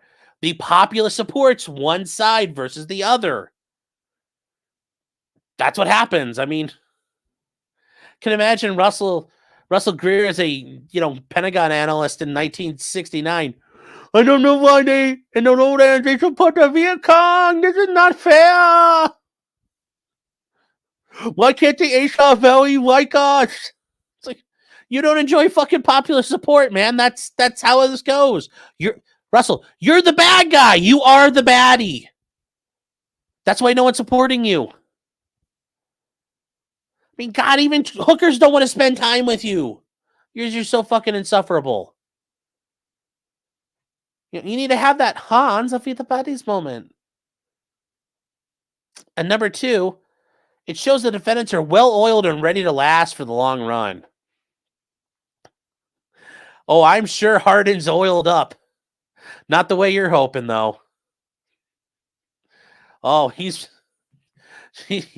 more oiled than Vince McMahon was. Yes! More oil! He's going to bring over his dildos. He's going to bring over Cock Lesnar. Get ready, Russell. Vince is going to come knock at your door. So, Russell, are you a fan of wrestling? And simply put, number 3, this evidence points to the hardship requirement as laid out by the 10th Circuit. How does this point out to it? If a motion is denied, Greer will potentially lose this case because he's outmanned and outpowered by defendants because they have the funding to have a lawyer.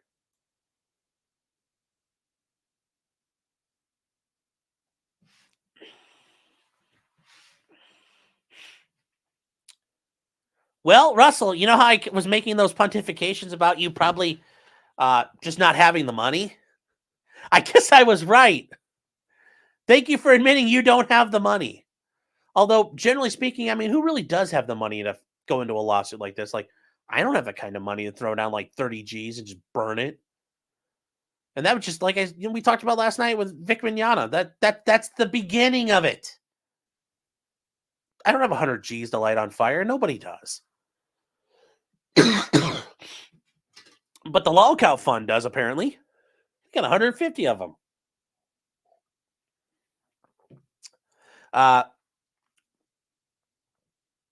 Which, once again, Russell, you can just walk away, man. Walk away. Ring the bell.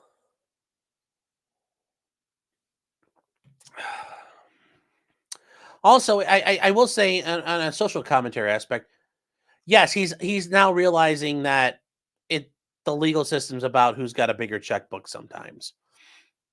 In this case, he's got a bullshit claim, but he's also realizing, wow, money is going to destroy me.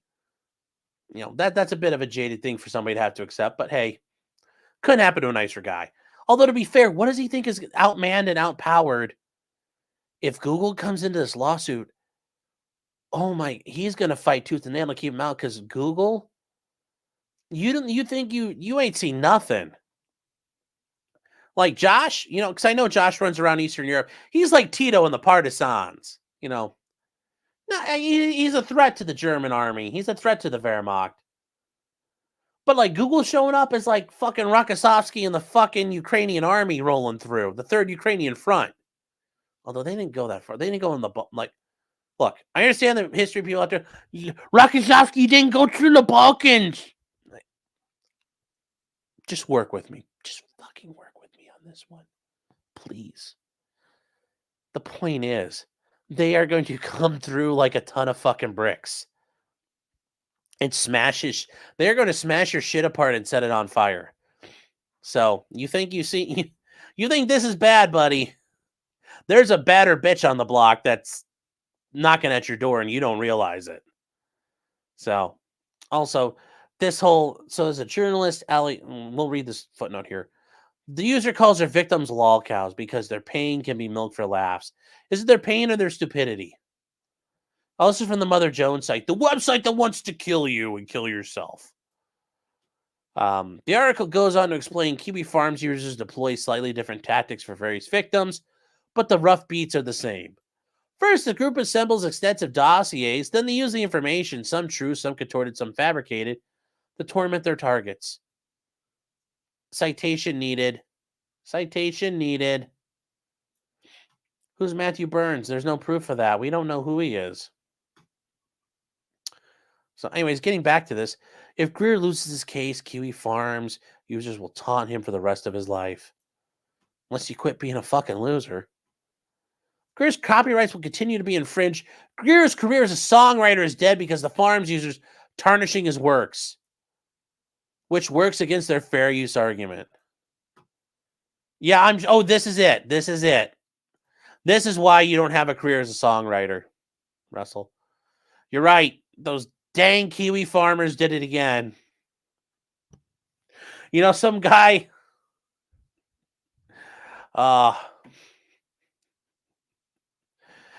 Some guy named Poop Stained Underwear trying to type out nigger 500 times at a response to a thread about Boogie 2988 is the reason why you're not going to be a songwriter in your career. That's it. The Farms, the thing that gets run off every ISP in the world and runs around like Jason Bourne on the run. That's the reason why you're not a singer. It's the Farms. That's it. That's the reason why. That's exactly it. You would have a fucking dumpster full of Grammys by now if it weren't for us, huh?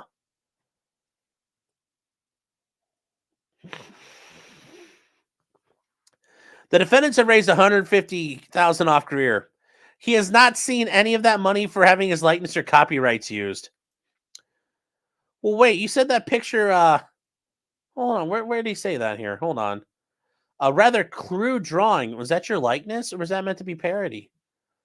Are you trying to claim now that you're entitled to a cut of that action?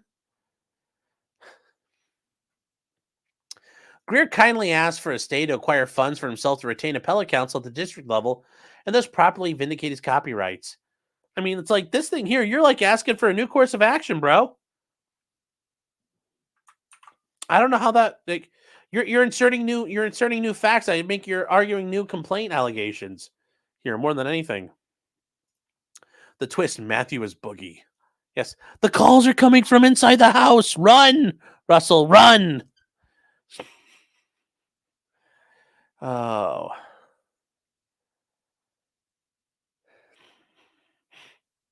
So.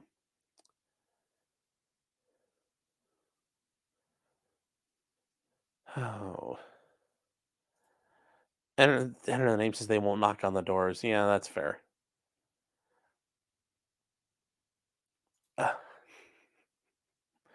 Yes, this is Russell. Yes, he's like, Your Honor, my opponent has a resource hack on. This isn't fair. Like I said, when Google shows up, it's gonna really feel like a resource hack got turned on.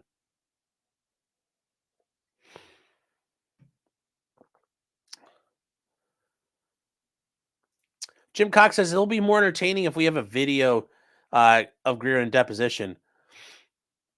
I mean, that might happen at some point, and that would be fucking hilarious. I mean, I hope Null and the Farms can just and Lolcow gets it knocked out right away. But remember what I talked to you guys about? That costs money too. Like Russell's gonna have a deposition done. Okay, he wants to depose Null or the Farms. That's gonna be a couple $1,000s. Like, this idea he's gonna combat them. Well, he can't get 150 G's together. What's he gonna do? What's he gonna do? I don't think so. I don't know what the hell he's gonna do. I really don't know. And hold on here, I need to move. I feel bad because I neglected people over on Rumble here. Sorry, SC Medic. This didn't show up yet. For $2, thank you. Says poor Russell. The next thing we hear is that he can't type because of the chronic carpal tunnel syndrome in his right hand. Yes. Yes, Your Honor. I jack it too much. I can't work. I can't work now. I need to go get surgery done. Although the court would probably give him time to go get surgery. Or, Your Honor, I drool too much on my keyboard. I need to get a new keyboard every other day. This isn't fair. Oh.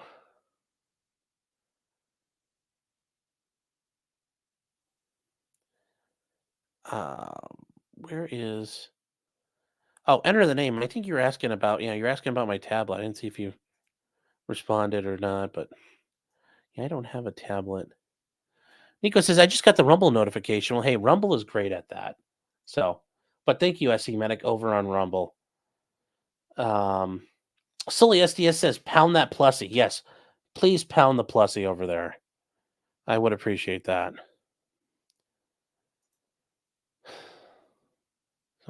Let's see his conclusion.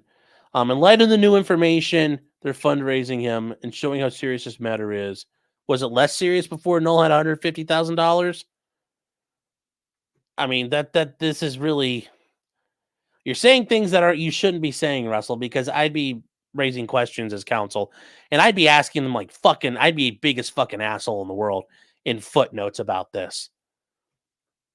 Maybe Hardin is. I haven't gotten that far yet, so. And then Russell then responded to the supplemental notice of supplemental authority. This is the response to Hardin saying they finally emailed me back. I'm sure he's going to go, no, not true.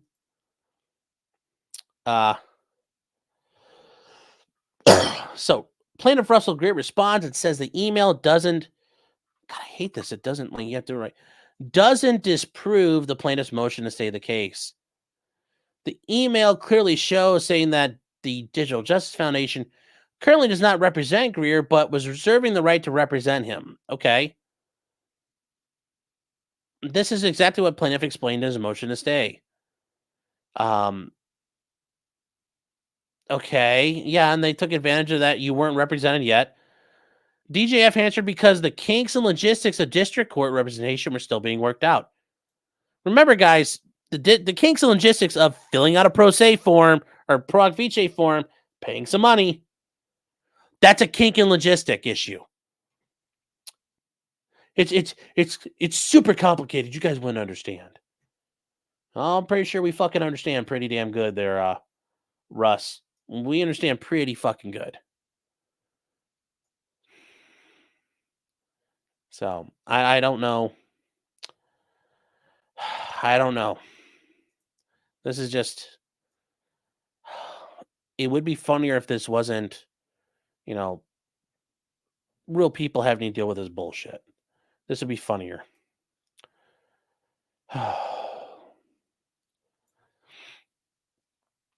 So, as stated in the motion to stay, there are why is this? Oh, hold on here. Why is this not? There we go. Why the? There. There we go. That works out better. So his Russell's kink at having control over women, yeah. The plaintiff has to stay the case to fulfill those stipulations, one of which is getting the funding to re-retain DJF what he can't do with important deadlines. I mean, start cam girling at Russell while you're typing, man. Get to it. Amaranth figured out how to make money while being online and doing work. There's a will, there's a way, Russell. I mean, look at this. Just.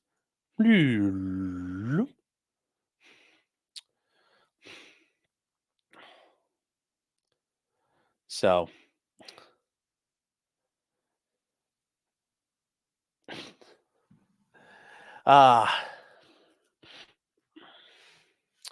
Then we get this. And once again, I don't understand this guy.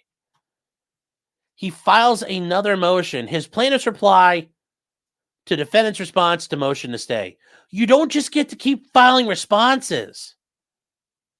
It's one and done generally without the court getting involved. Like, you need generally leave to file more and more and more. Because otherwise it turns into 500 motions saying, you, no, you, nuh-uh, yeah, huh. There's limits to this.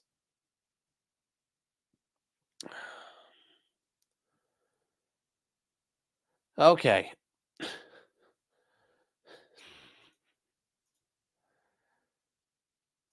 Oh my God, this is so cringe. I'm glad I waited, though, because this is good all at once. Russell Greer responds, says, it is that Kiwi Farms is the hardship. Is the hardship. They're the bad man. They're so bad they're almost all orange. As pointed out in plaintiff supporting motion, the defendants and their counsel are fundraising off this case with their odd caricature of plaintiff. That fucking chaps his ass so bad. He keeps bringing it up. So bad.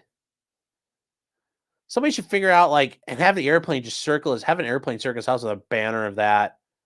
He'd probably fucking lose his mind. After plaintiff conveyed to Hardin how creepy the entire fundraiser was, that's probably sanctionable conduct to question, like, how creepy is it? Why is it creepy? No one likes you. And everybody likes Null. Why is it creepy? That's very inappropriate for court.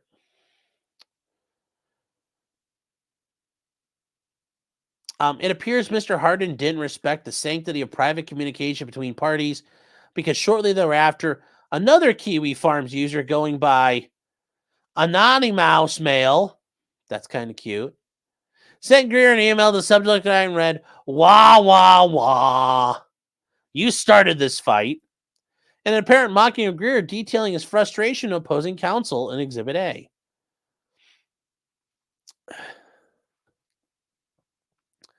What country is Null again in Europe? I don't know, somewhere. He's in one of the ones where women try to get green cards. It's one of the countries full of Slavic ladies. It's not Ukraine anymore, but I don't know. I don't know. Serbia. I don't know if it's like he's out there digging. He's out there helping dig more mass graves for Srebrenica. I don't know. He's in Hungary. Somewhere. Poland, whatever. He's somewhere out there. Oh, he's in Serbia? Okay, yeah. So he's out. So Null joined the Republika Srpska. He's helping clean out the Bosnians. Based on Null's comments about tracksuits, he's in Serbia. So maybe Null's joined a Serbian paramilitary group. He's like that dude holding up he's riding around. Null's riding around on a tank while he's doing Maddie, riding around with an AK, and he's just, as he's trying to respond to stuff, he sees like some Bosnians running around. He's like, just cutting people down left and right. So, helping people. An apparent mocking of Greer, detailing his frustration. Describing this anything other than a nightmare would be an understatement. I'm sure dealing with you is a nightmare, Russell. I love this. He's just yelling now. Plaintiff made good faith efforts to retain counsel within 2 weeks of the court's January 22nd order. After the motion to extend deadlines, plaintiff made good faith efforts to get his counsel on board before the past deadline of the reply to answer. Due to GGS busy docket, they didn't get back to Greer until Friday, 2/24. You never included this. This is now new information. That would have been a really good part of, like, I need more time, because do you guys remember I said that, like, probably a while back? Hey, my attorney said they're busy and they can't get back to me because they're stuck in trial. That would be a valid reason the court would probably grant you time. I literally fucking said that, and guess what happened?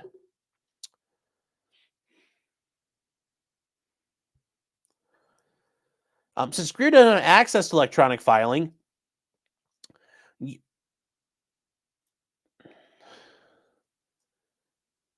you don't have access to electronic filing. You don't have access to electronic filing.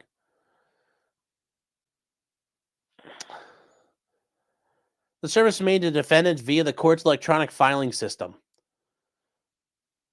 You have access to the electronic filing system. It's actually easy to get.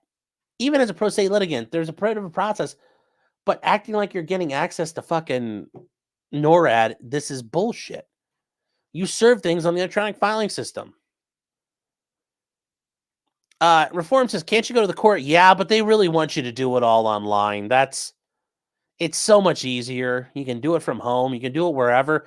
And with electronic filing, you can file up until 11:59 p.m. and it still counts as filed that day. So yeah, I don't know why you would go to court. That's a fucking hassle and a half. That's the thing. He lives in Las Vegas, and going to Salt Lake City, Utah, that would be dumb as hell. So just you're not fucking helping yourself here, Russell. He had to wait until the following week to file and wasn't able to finish this motion to stay until Tuesday, February 6th. And then had to wait on the court's docket team to file the paperwork into the system, which was February 7th. The docket team didn't backdate the filing. Well, that's not proper. They should have filed. It's filed when it's received. That is not. So something doesn't make sense here. There's some bullshit in what he's saying here, because once I serve it and it's filed and it's stamped, it's on the record.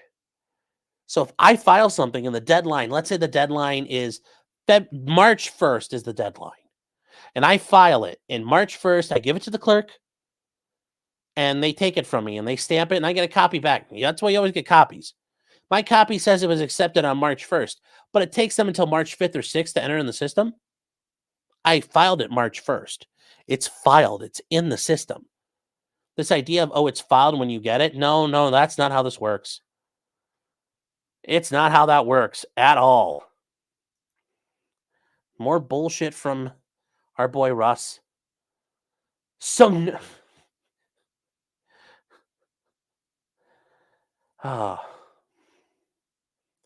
This is funny. This is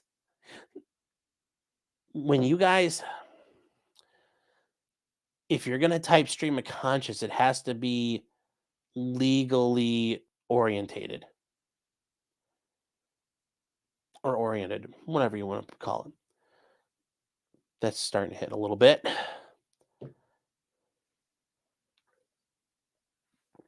So here's the thing. You don't go, so no. Contrary to defendants, the undue delay was never meant. Plaintiff was waiting to hear from his former counsel what stipulations had to be met. So, like I was saying, guess what he did? He was fucking around. He was waiting to hear back from him and thought, it's all going to be okay. It wasn't okay, and he scrambled to get it done. And this bullshit story here, I'm betting this was filed on the 7th. Private communications. The defendant seemed to claim that Greer has provided no evidence of Greer seeking counsel. However, such communication is private, and Greer would not post privileged communications because, as demonstrated, the CAF users do not respect anything. Yes, but you are using the shield of attorney-client privilege to hide behind the representations you've made. You can't do that. Well, I've been talking to him. Says who? Prove it. We're not protected. It's the ghost who never lies. This is such bullshit by him. For the sake of transparency for this court, Greer provides evidence that he has been trying to retain counsel and has been communicating to DJF. Exhibit B, we'll see. We'll see what that is. Well, folks says, shit, God did that for Russell. So having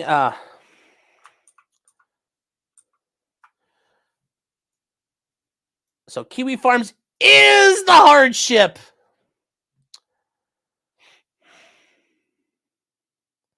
They are the hardship. Having competent counsel to reply to such important matters is one part of the hardship. Requirement showings for a motion to stay. But as pointed out in the motion to stay, the true hardship is the constant harassment from the farms. Yeah, all those guys, like I said, worn out poopy pants, say nigger 500 times, is the real threat to you, Greer. That's all he wants to do is say that in peace. He doesn't care about you. As demonstrated in the memorandum in support, and we're going to use the full words here. Even opposing counsel is in on the harassment by fundraising off this entire thing and using Greer's likeness. $150,000 dues raised, and Greer is not seen having 1 cent of his likeness used. That's a separate course of action, Russell. You have to file a separate course of action for that. I mean, I don't want to give you ideas, but you would have to file a separate course of action. File that. I guarantee you that will end very poorly, very quickly. The harassment only keeps getting worse and worse. The trolls have damaged Greer's copyrights to the point where he can't even market them. Yeah, I'm sure Random House was going to put you on that CD mailing list scam they used to do. To the point where Greer is afraid of releasing more works because of the trolls will upload his works to various sites, go out of the way to embark on harassment sprees, to one-star review everything, and leave defamatory commentary that's hard to remove. You could do it under under a pen name. Wouldn't be very hard to do at all, Russell. This is not exactly we're not flying the space shuttle here, man. You could figure this out. Also, for you too, Russell, justified alignment for the love of God. Please, please, you fucking heathens. That's all I ask for in life. Really, if I die getting like all you fucking savages out there to use justified alignment, and then somehow I could convince the legal community to go to footnoting citations and using Chicago format, I would die a fucking happy man. Fuck curing cancer. Fuck world peace. Just some like organized footnotes. Legal citation, throw it out the window. APA, MLA, fuck those. Chicago. It's the way to go. Please. Please. Anything you want to do in life. That's my jihad. That's the caliphate I want. It's not just the copyrights, though. Getting back to this, it's not just the copyrights. Chicago formats for troglodytes. Do you even know Kate Turabian's the real? That's for the real players, Jim. But no, that's the good one. What are you? You like? Let me guess. You like APA format, huh?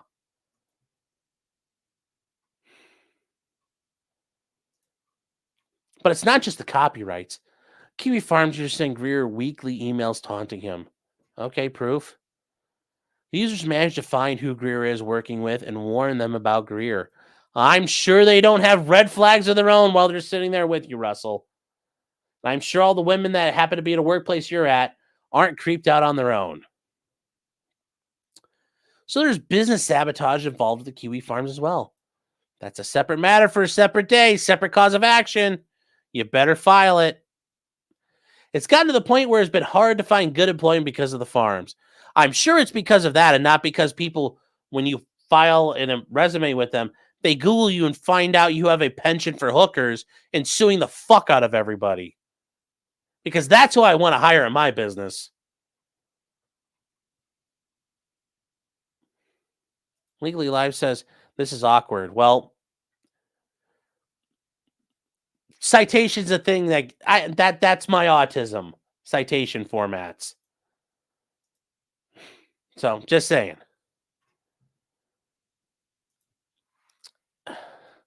As reputable journalists have pointed out, you can't just keep redropping this shit in there, dude. Fuck, you just reheat it. You're a shitty school lunch lady. Fucking just mashing it all back up and like, here you go. Well, what is this? It's Salisbury steak. Twice removed. What is it? Well, we took the Salisbury steak from yesterday, just mashed it all back down and reformed it. Just fucking A, dude. Like, you can't keep doing this. You should be sanctioned for this shit. You just can't keep adding fucking things all the time. Like, I hope you do get sanctioned for this stuff. Defendants have robbed Greer 8 years of his life. Oh, I'm sure that it's our fault. The case stayed in limbo for 2 years because of yourself. This case is barely resumed. Yes. There's no hardship. Yeah, there is. 90 days for a pro se litigant to retain the same counsel represented at the appellate level. Then fucking get on it. Start raising money, dude. There's going to be truck stops in Las Vegas. I mean, I don't think you can charge $150 a pop, but I don't know. Maybe you got a better, maybe your tongue is better than anybody could think. But you're going to have to get going, man. Saban saying he's been comatose for 8 years. What does that mean? Oh, the farms have picked on him for 8 years. It's so sad. It's been so bad. Harbor Warble says volume. What, am I being too loud or too quiet? Let me do some ASMR. Hold on. Beard rubbing ASMR.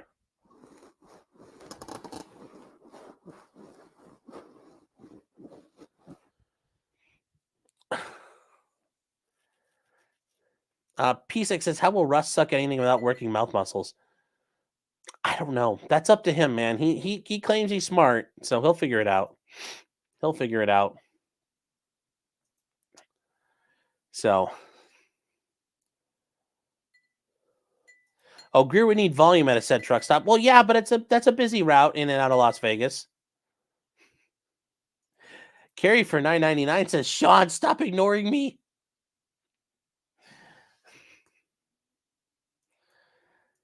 Well, thank you, Carrie. Legally Life says, this is bad. My coverage of this or the lawsuit's bad? The filings are bad. I think reasonable minds might not be sure. Oh.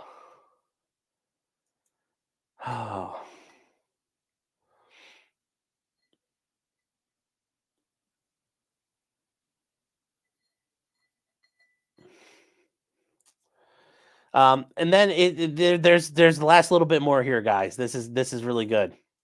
Hardin once again responds a motion to objected filing to the reply in multiple briefs. He had to correct it because there was a bit of an issue in one earlier in the other one. Oh my God, this is good. This is get your belly full, guys, because we're about to be finished here.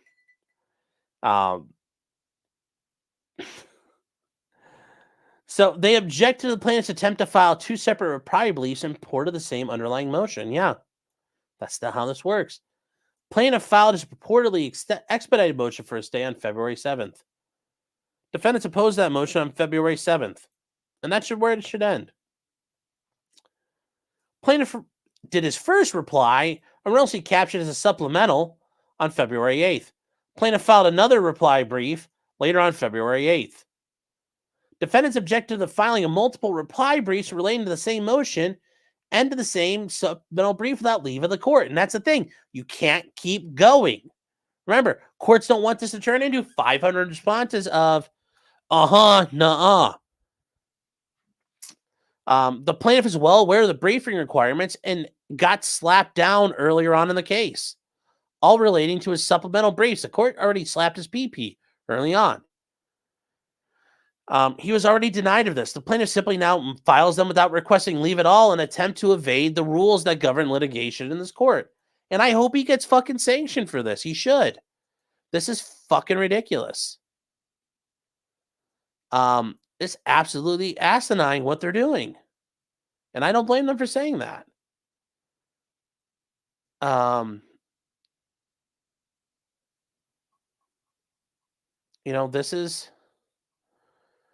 This is such bullshit.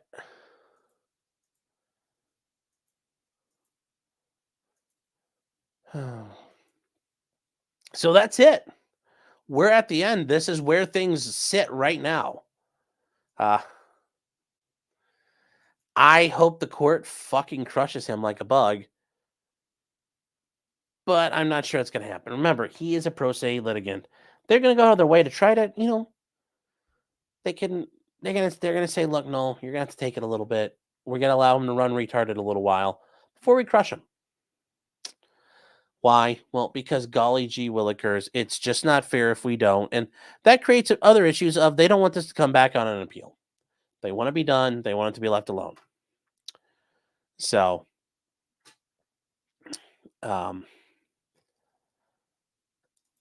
Jim says, I apologize for my behavior regarding Chicago style. I thought you were talking about pizza.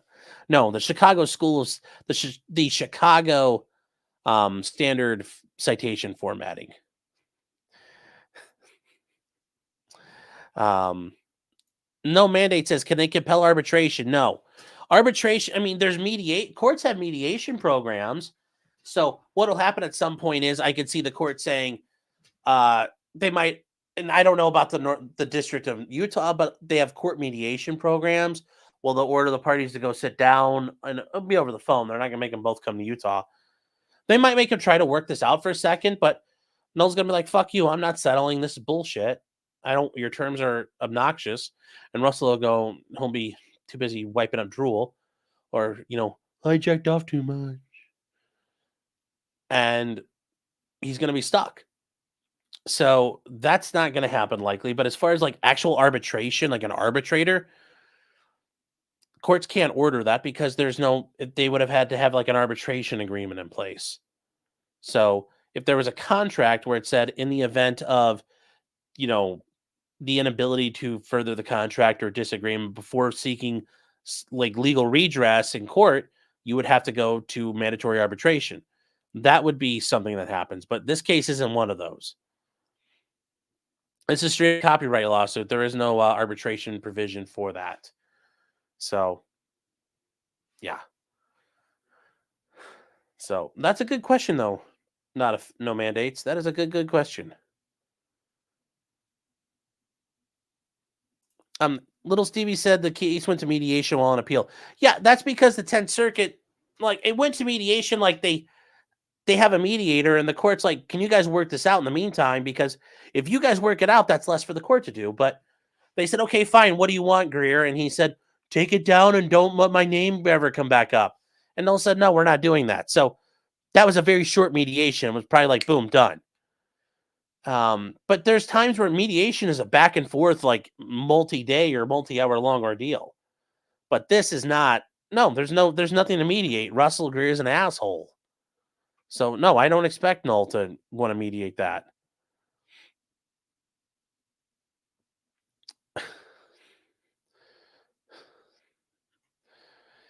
Uh Ascaz for $10. Thank you for the support. Pizza Day. Yes, it is Pizza Day. Hey, not Pizza Day. I Chinese food. It's a link, and it's a link to the 4chan auto board. It's a picture of a fat pink-haired dragon eating a pizza and farting. She's pretty cute, actually. John Potter. Oh, thank you. Thank you very much. I appreciate that. Thank you for the super chat. Oh.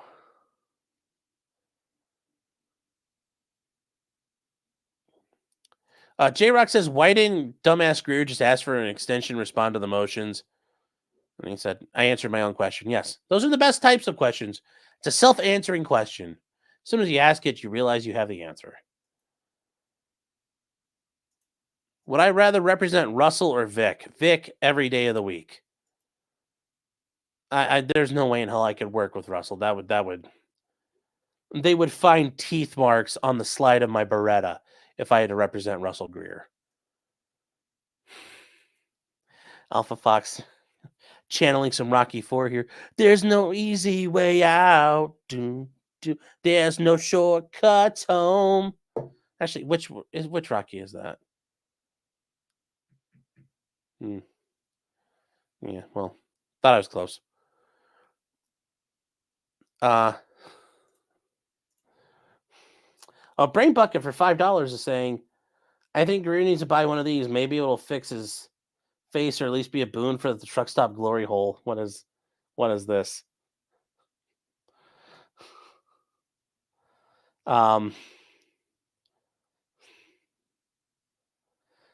Okay, this is interesting. Yeah, this might work for Russell. I could see this helping him a little bit. This is a face slim exerciser silicone mouth muscle trainer for lip massage and tightening mouths. Okay. Stretching and silicone mouth. Okay. That might work. That might work.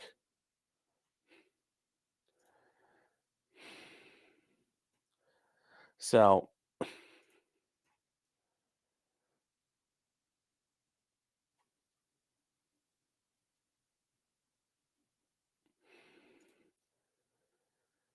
Little Stevie says, "Yeah, Digital Justice Foundation is representing Russell in district court." I don't think they will either. They probably asked for a ton of money, and Russell can't get it together. They probably asked at least probably for 40 or, I think at least 25,000. But I'm betting it's probably like, I think about it. I bet they gave him a number he can't meet. They're in to get the appellate decision. Yeah, they wanted the appellate case law more than anything. So imagine being Russell's public defender. Well, yeah, if he had a case, yes. In a criminal case, imagine having to defend him.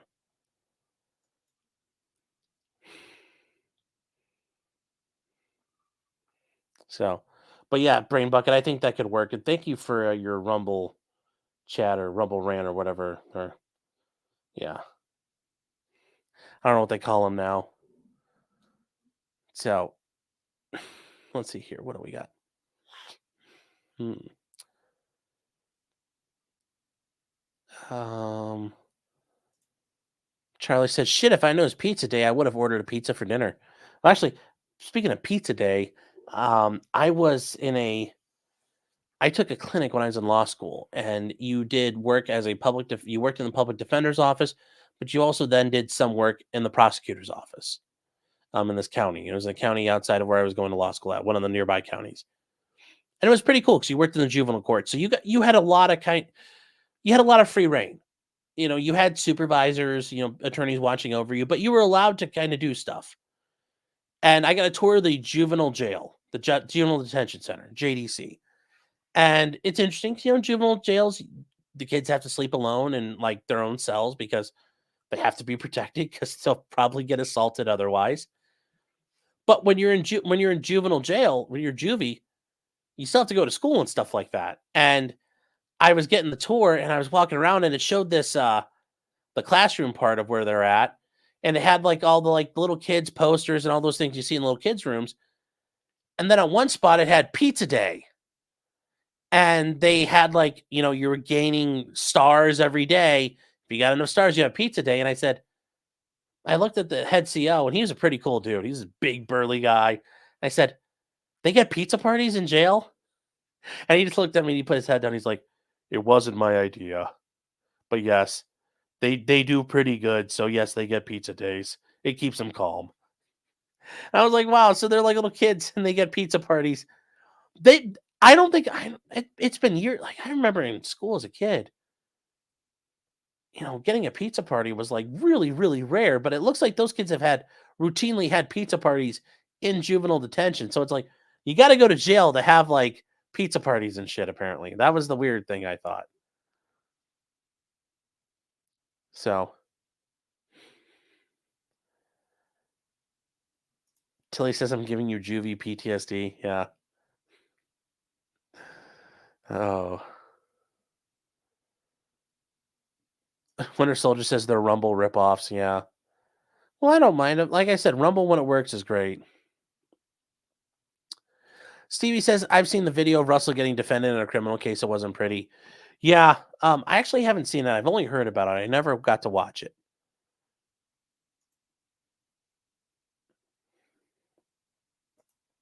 Charlie says, you'd be surprised how calm a unit can be when there's good food. Well, I understand, especially for adults, but for kids, though, I mean, the kids get better food anyway than the adults do. So they already have good food. I mean, they were getting like commissary grade food. I was like, damn. But you go over to the jail and those guys are like, it's not good. So yes, I understand giving the guys good at the jail good food or isn't a bad idea. I think people, it's also they should be entitled to having decent food. Shouldn't have to be worried about like Brooks you know, feeding fucking maggots to his like little bird in his pocket. And also, the way people eat jail food and they gain so much weight because it's so calorie laden and carb laden, it's so wrong. Well, that should get fixed. Yeah, Nutriloaf. Yeah, they do that crap at jails. It's so disgusting. I mean, I've seen my guys. I've had clients before where you're sitting there, you're talking with them, you're having a meeting, and it's mealtime. So it's like, well, not breakfast because they do breakfast like way early, but like they're like, hey, is it okay if your guy eats? And like they drop the tray off in the room we're in, and I tell my guy, dude, go ahead, eat, man. Don't let it get cold if it's warm. And he's sitting there chowing down, and I'm just like, fuck that. I was like, that shit is nasty. Have you ever had a soy burger and a soy hot dog both on stale wheat bread? Yes. When I was at the school I was at, we had those like soy burgers. I know they were soy burgers. We had those all the time. We had soy burgers all the fucking time. So yeah, so soy burgers are nasty as shit. Yeah, bologna sandwiches, yep. But see, bologna's actually good. See, people hate bologna. Bologna is really good. I like bologna. Bologna is the king of lunch meats.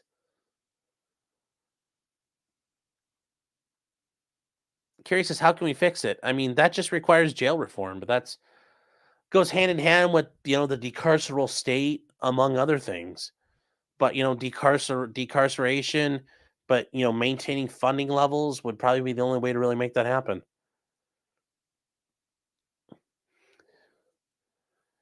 Uh, Vawa says, "I worked in a prison. The biscuits had flour all over them. The Kool-Aid was watered down as fuck with fake sugar, and the food was burned." Yeah, that's not a surprise at all. And Vawa says, "And I ate whatever the trustee brought me. I only did that twice before I brought my lunches." Yeah. So, yeah, soy messes with your hormones. The phytoestrogen is not good for you. You call them murder burgers. They're called murder boogers. And the bologna sandwiches jail are called dick meat sandwiches. Those aren't good. Well, oh. Goalie says, "You hear Ukraine retook all of Avdiivka." Oh, that's a funny joke. That's a funny joke, you. I'm sure that happened. Oh. Who I got in the big game this weekend? Well, shit. Uh, I don't really. I don't really care because it's not the Browns. I mean, I'd rather Kansas City Chiefs win, just so people lose their fucking mind over Taylor Swift more, and we can get more Taylor Swift AI pictures of her getting like gang raped because those were funny. But I don't know. It'd be funny if San Francisco won too. I mean, actually, I kind of think I want San Francisco to win because Colin Kaepernick is like, you could have had this, could have been you, Colin, but you gave it up. So,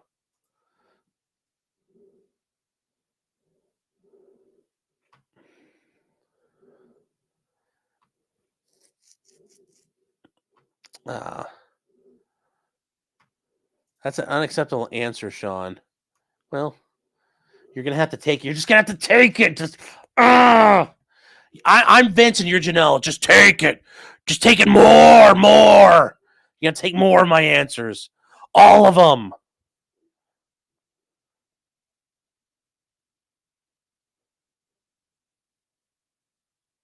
So, let's see here. What Reform Convict said, "It took me 6 months to adjust back to public, whereas normal, I was way more aggressive in prison." Well, 6 months is a pretty quick turnaround time. For some people, it takes years to get right with the world after being locked up. So I'm glad it took you only that long because there's some guys they never get better. Yes, Legarius Sneed all the way. And guys, that's not a joke. There is a Legarius Sneed.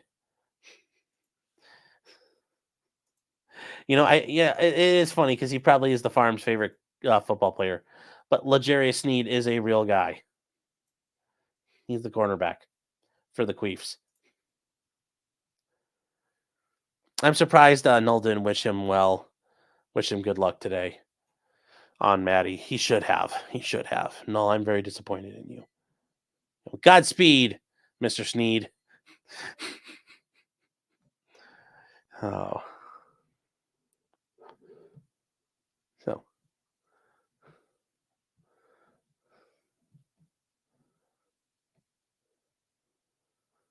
Yes, he's also badass. Yeah, but still.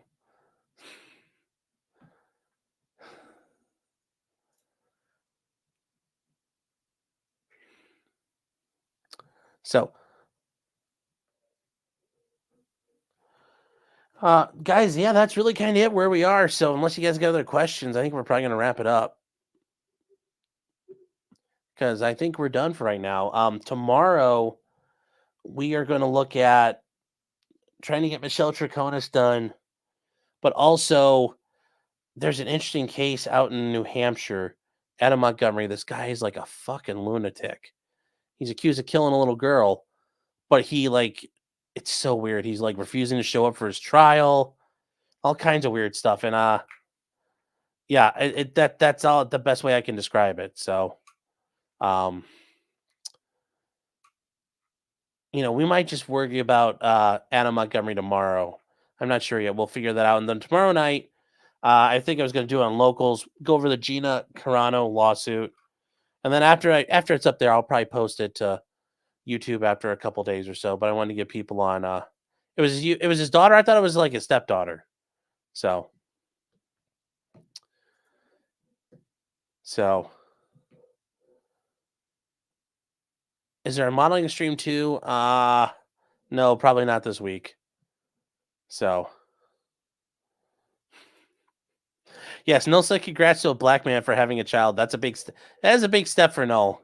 Yes, Josh is mending fences in the racial world. So yes, we might have a special guest on if I can wrangle him in because I know he's busy to talk about it. And if we have to, we might do that Sunday instead. I don't know. We're gonna have to figure that out. So we'll play it by ear, guys. So that is it for tonight. 261 people, guys. Thank you for watching. Please hit that like button. Would really appreciate it. And yeah, if you guys are new, if you guys saw it from the farms, you're here. Thanks for being here. I can't wait to hear how big of a faggot I am, or why do I look like a fat nigger, or whatever it is you guys are gonna call me. Can't wait to see those replies. So, Carrie says, "Why aren't we covering Michelle?" Because we only have like a half a day left of Michelle, and I'm gonna try to do it tomorrow or Sunday. That's all we've got left of those 2 hours, because there's no court on Friday and there's no court Monday. So we've got a little time to work on Michelle. So we have a little bit left. I got to figure out how to work in Michelle and Anna Montgomery, and that's going to be depending on how we can wrangle up our guest. So that is it for me tonight, guys. And remember, just because you did it doesn't mean you're guilty. Unless you're Russell Greer and you're guilty of being a cringe asshole. Definitely guilty of that. So take care, Russell.